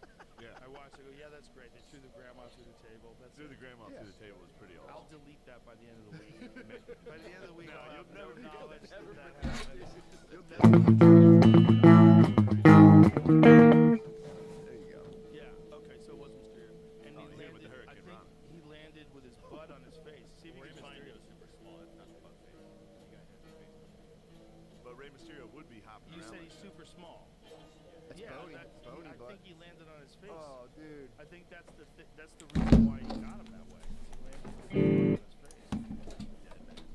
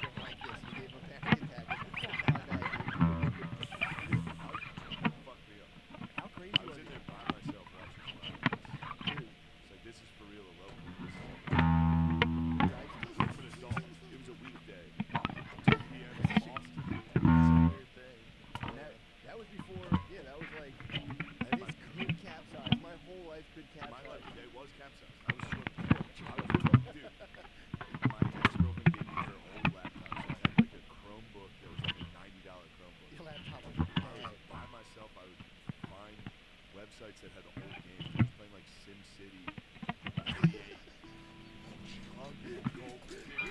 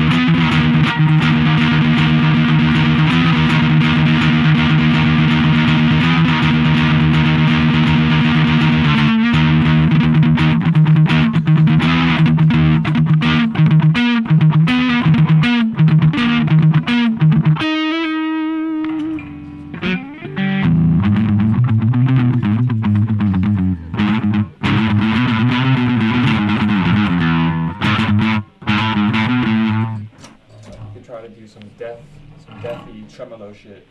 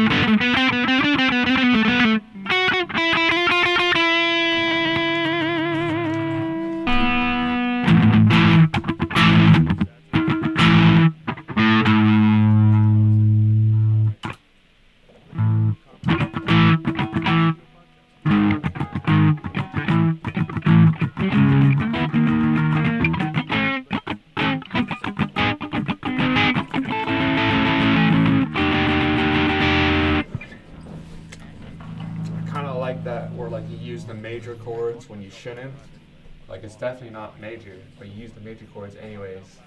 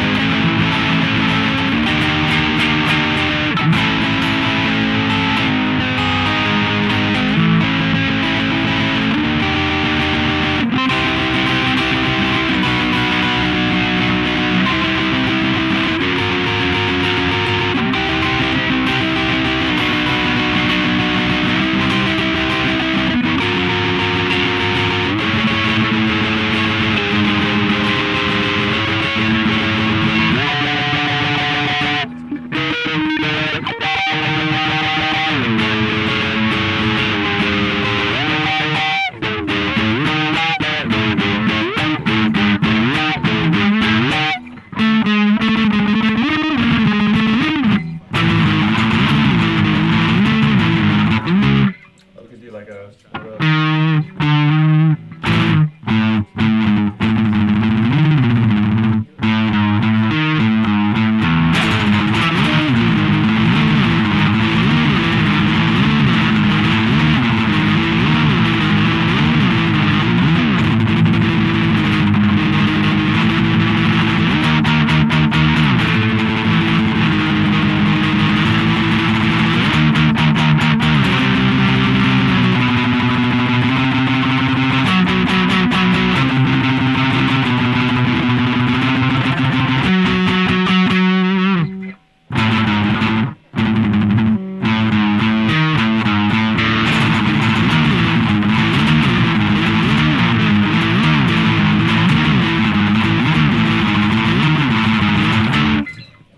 do that thing where like you do the death growly voice and you just say a bunch of shit really fast during that part. Good point. I mean, again, you can do it doing your dog general work. So like it breaks down to like the bass. And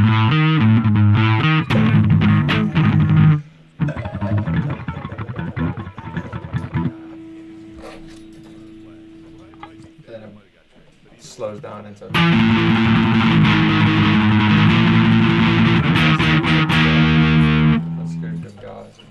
What was it? The Scourge of God. I started singing. See, it sounds pretty similar to Angel of Death, though, by Slayer. In a way. It's not really exactly the same. Angel of Death is more.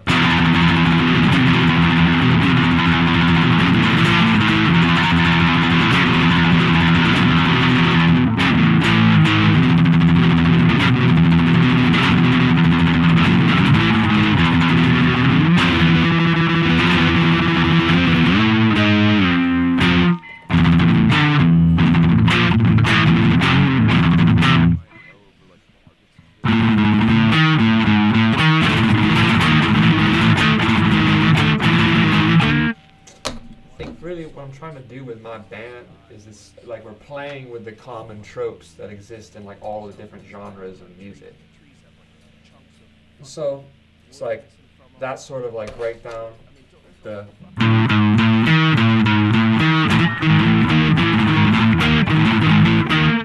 heard shit like that before all the time. But there's some bands that are like that's their entire band. They just find that one thing and they do that song over and over and over again.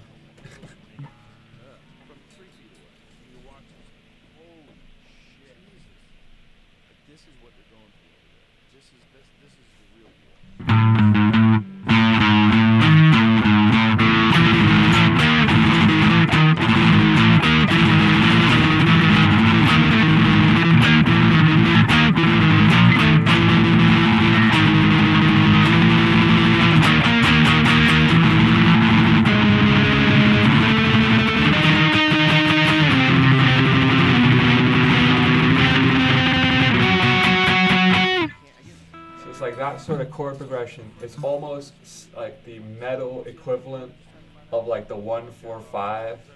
You know what I mean? Like you got like Elvis Hound Dog. It's like ain't nothing but a hound dog.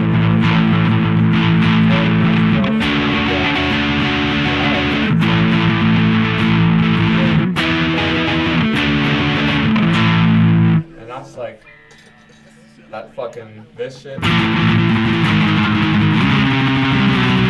It's almost like exactly as common, but like in metal, like. Maybe this is what he does during like formal regular times. Is just straight up killing. We should bomb other countries and make fun of our trans military members. For real? Yeah, fuck that. Fuck with us. What was the other thing that I was gonna look up? And these ones are more like rhythmic.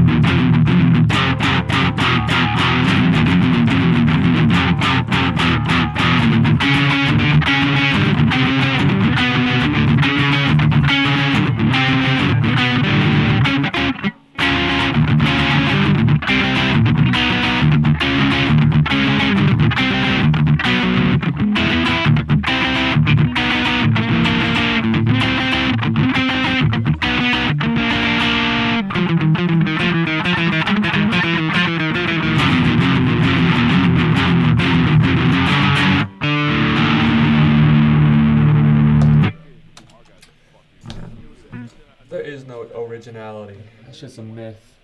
Originality is a myth. It's all about rearranging old shit in new ways. So it kind of has the appearance of new. Jimi Hendrix wasn't original. He just took a bunch of different shit and synthesized it in a new way. Yeah, they use musket balls. No, you have to use like practice rounds. You know, use at the range. Is that true?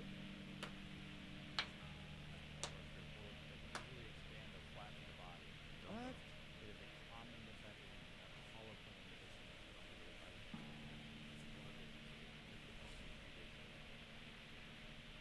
But they still do implement that.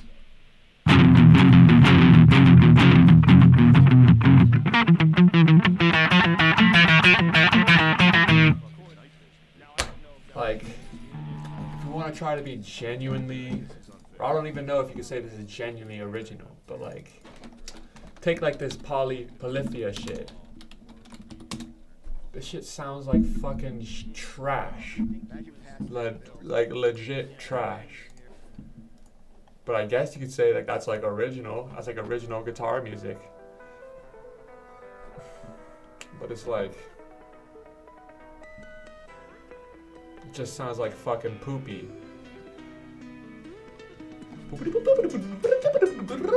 That just sounds like shit.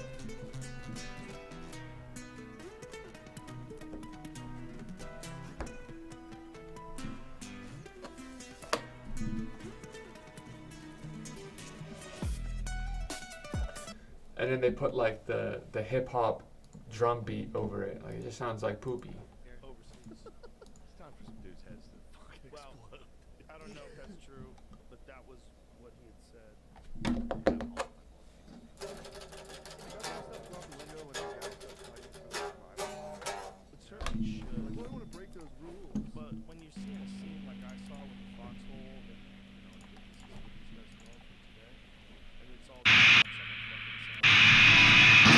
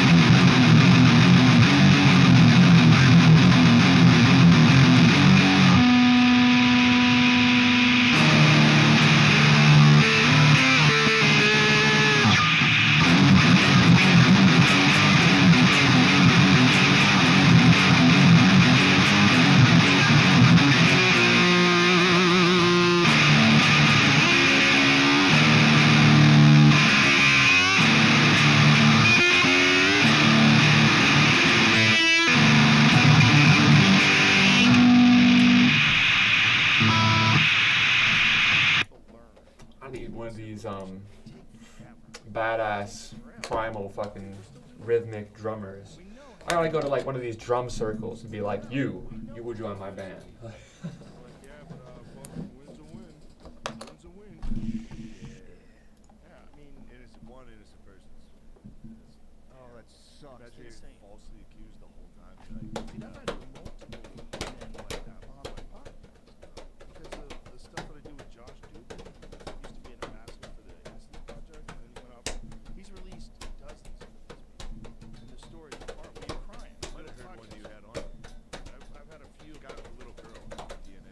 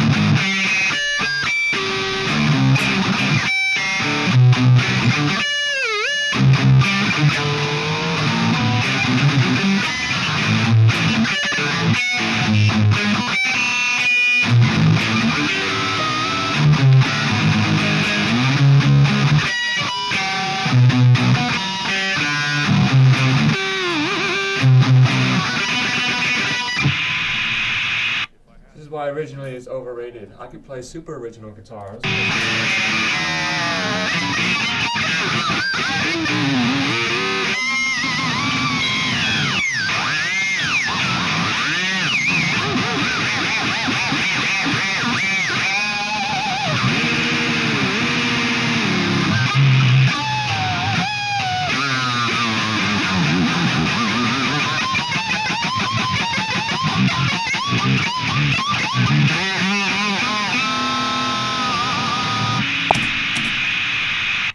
But unless you arrange that appropriately, no one gives a fuck.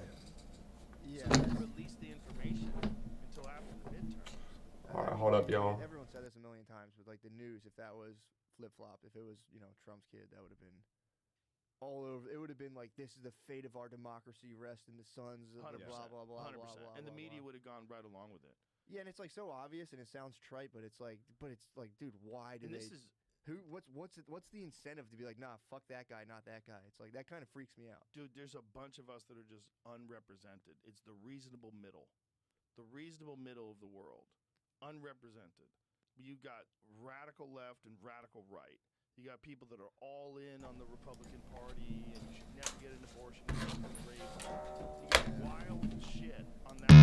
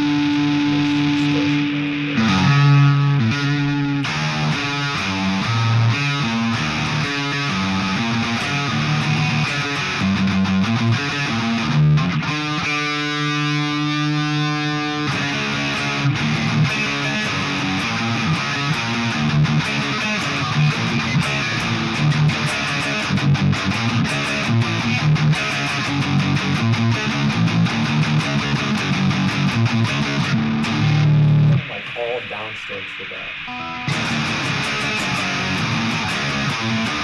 Maybe not.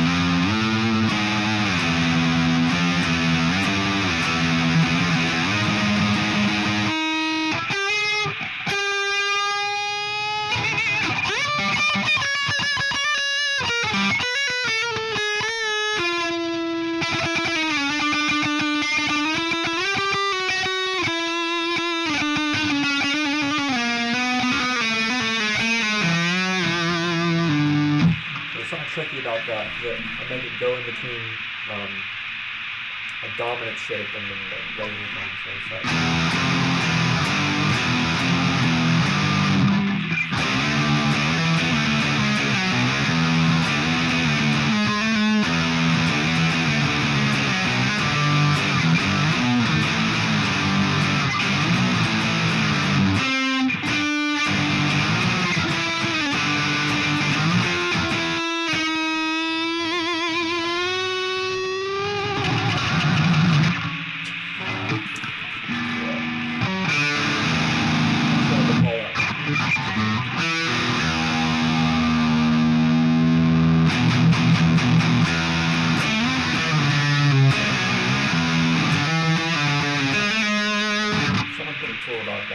Smashing Pumpkins-y, but also with like kind of, I don't know what you would call it, something to it.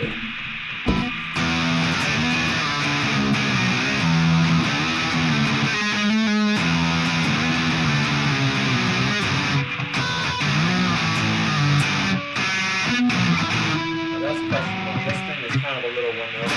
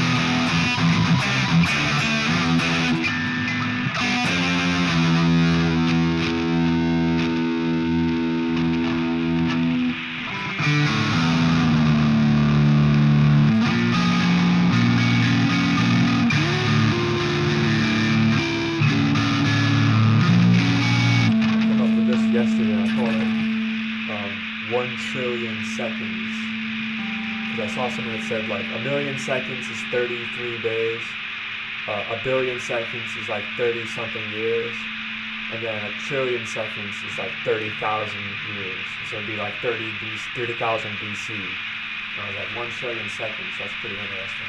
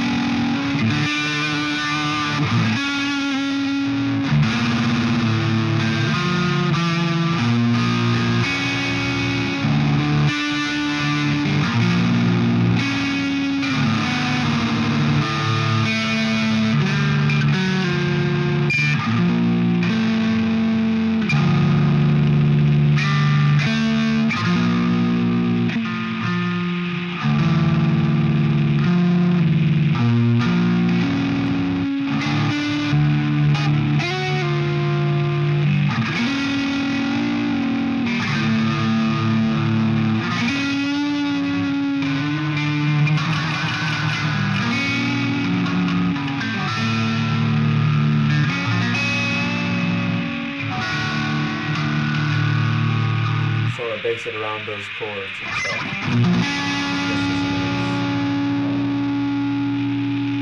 G sharp minor.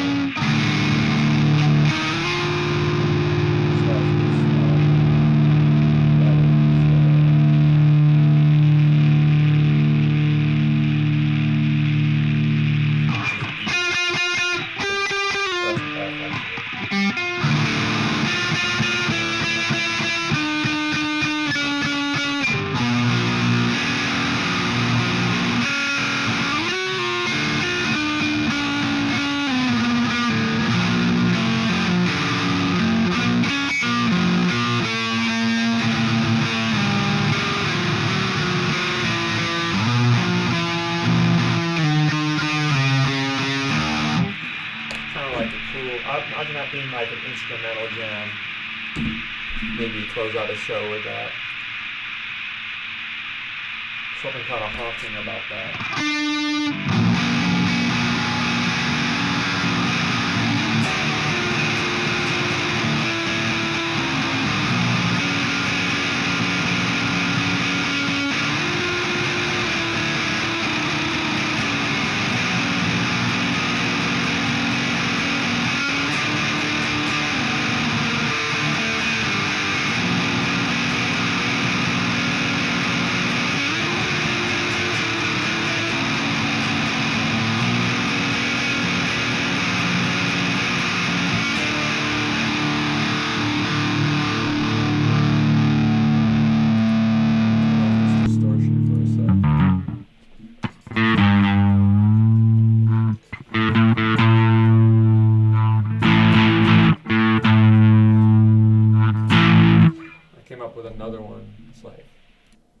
I guess it's a reggae-ish song. I don't know if it's really reggae. It's like a ska-ish kind of, has that sort of thing. And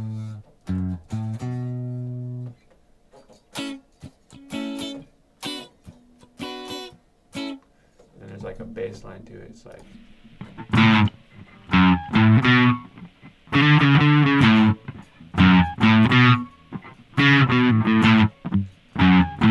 I call it Life Goes On.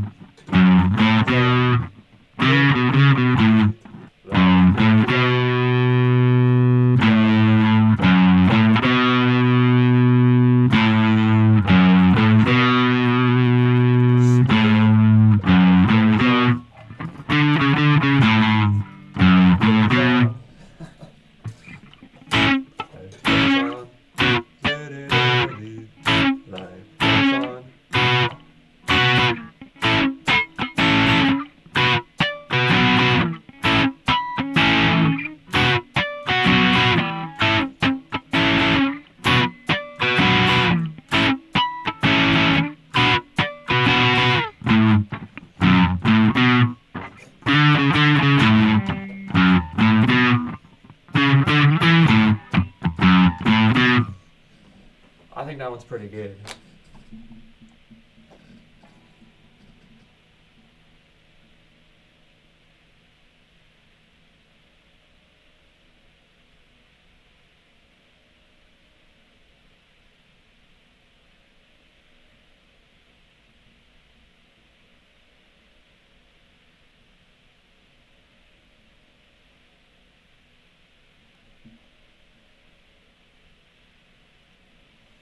I have this old song I had a long time ago. I was neighbors with this dude who's from Africa. And he wanted me to write a song or whatever. And so I came up with this.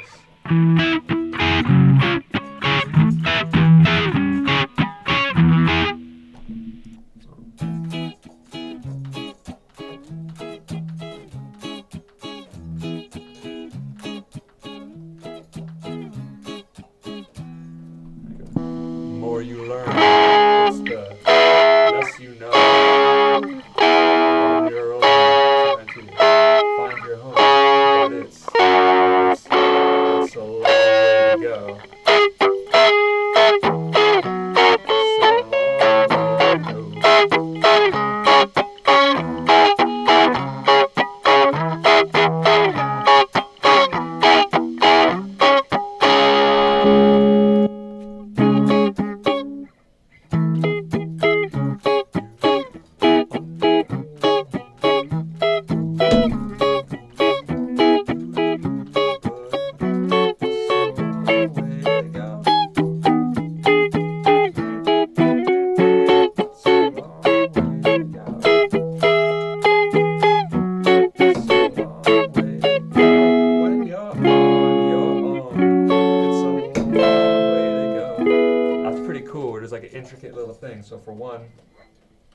it starts with like, it's a long way to go.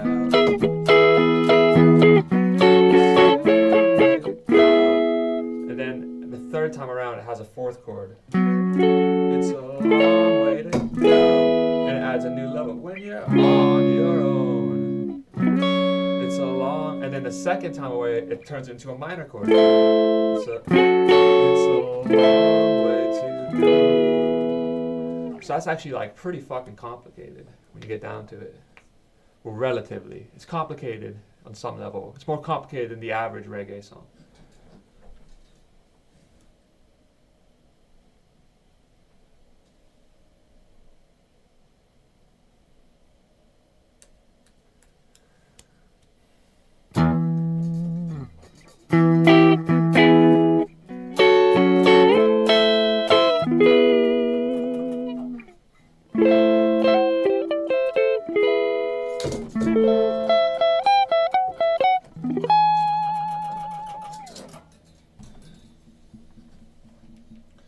What else do I got?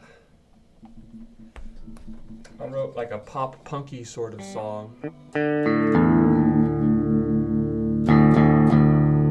about the Bay Area.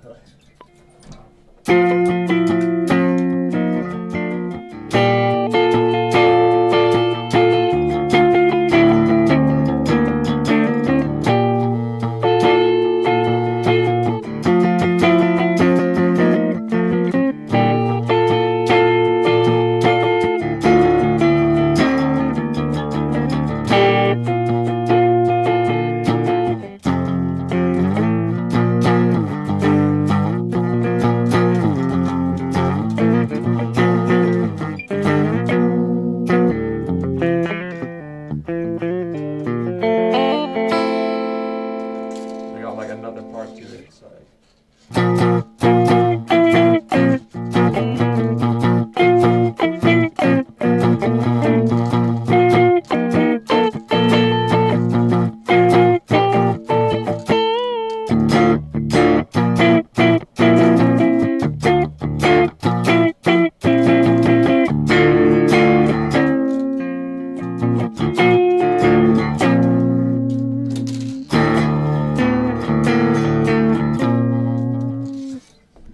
pretty good stuff there.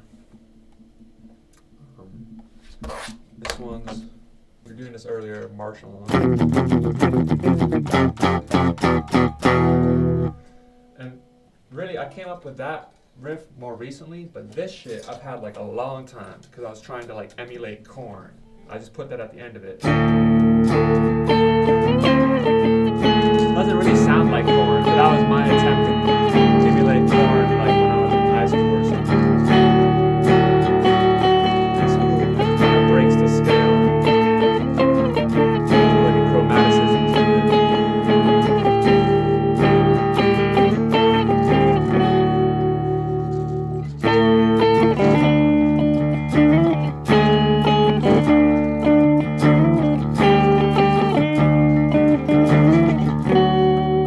that part's pretty cool. I like that a lot. Yeah. I'm about to film some shit. Film top 100 Pokemon in a wee bit.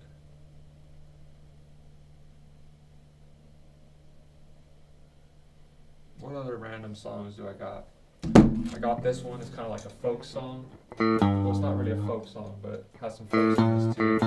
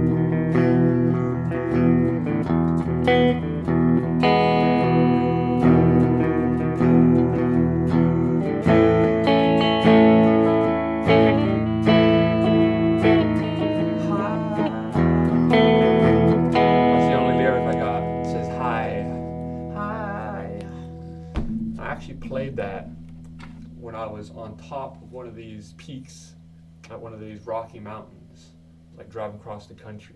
I bust out the guitar and I hiked up a mountain and I played that on top of there. So it ain't even about drugs, motherfucker. It's about being really high up.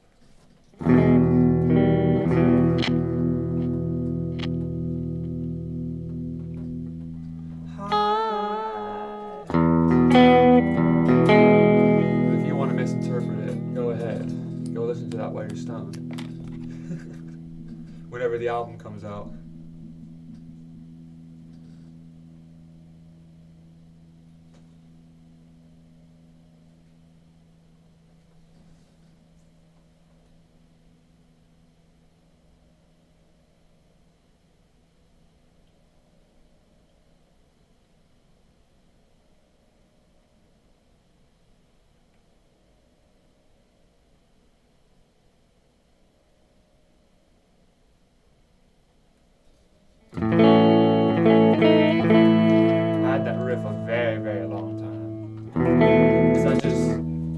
You see this E major shape or whatever, and I just put this note up here. Before I even really knew much about scales or anything, I'm like just kind of messing around with the shapes. And I was like, oh, that sounds cool. What about this? I'm like, alright, well then we'll do an A. I'm like, well, how about this? Da, da, da. I go back down. Alright. Then I was like, well, what if I do a B?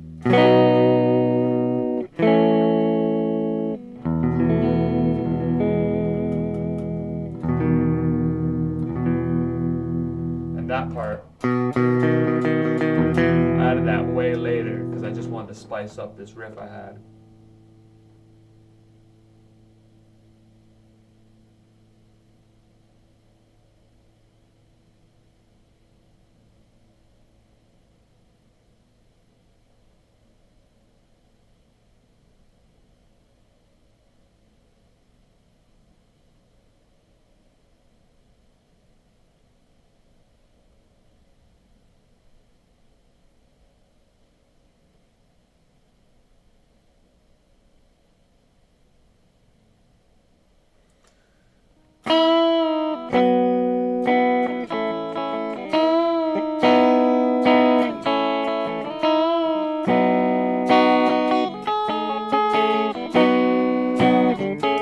At some point, I realized you can just get lost in this chord change at some point.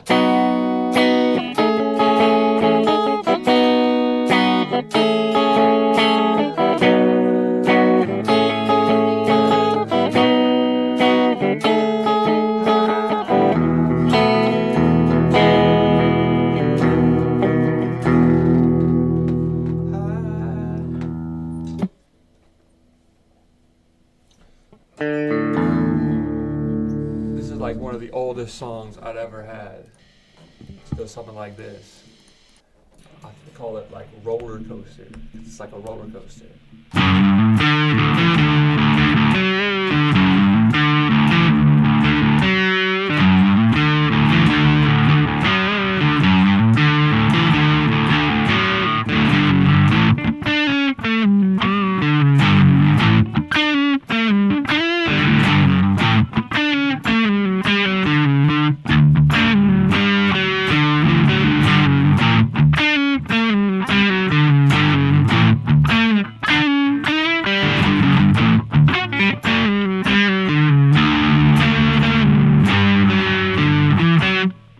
A lot of this has been like slowly shifted over time, but this is.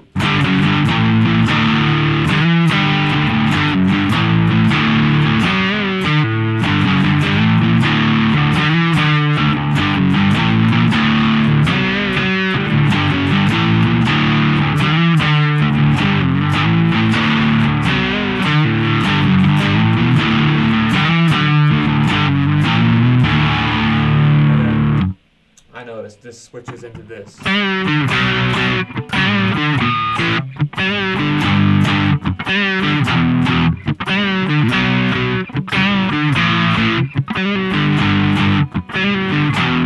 at that point, I didn't know much about scales or anything. I was just surprised that all those notes work together. Like, hey, that all works.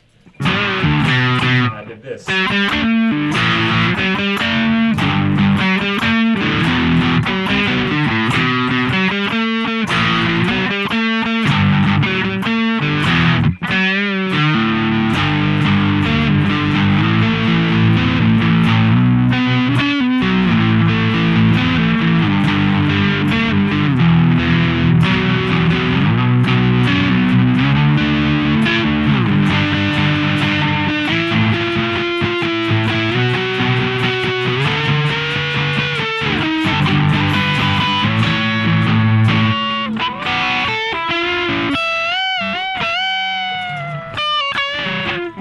Yeah, and then you just kind of noise out on that riff for a while.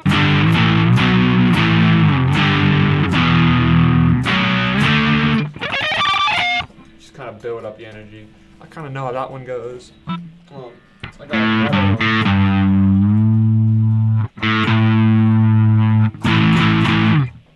Call it like Road Trip. And it kind of doesn't work unless I use the wah. But you guys can kind of figure it out. Alright, 1 second. Probably have to call it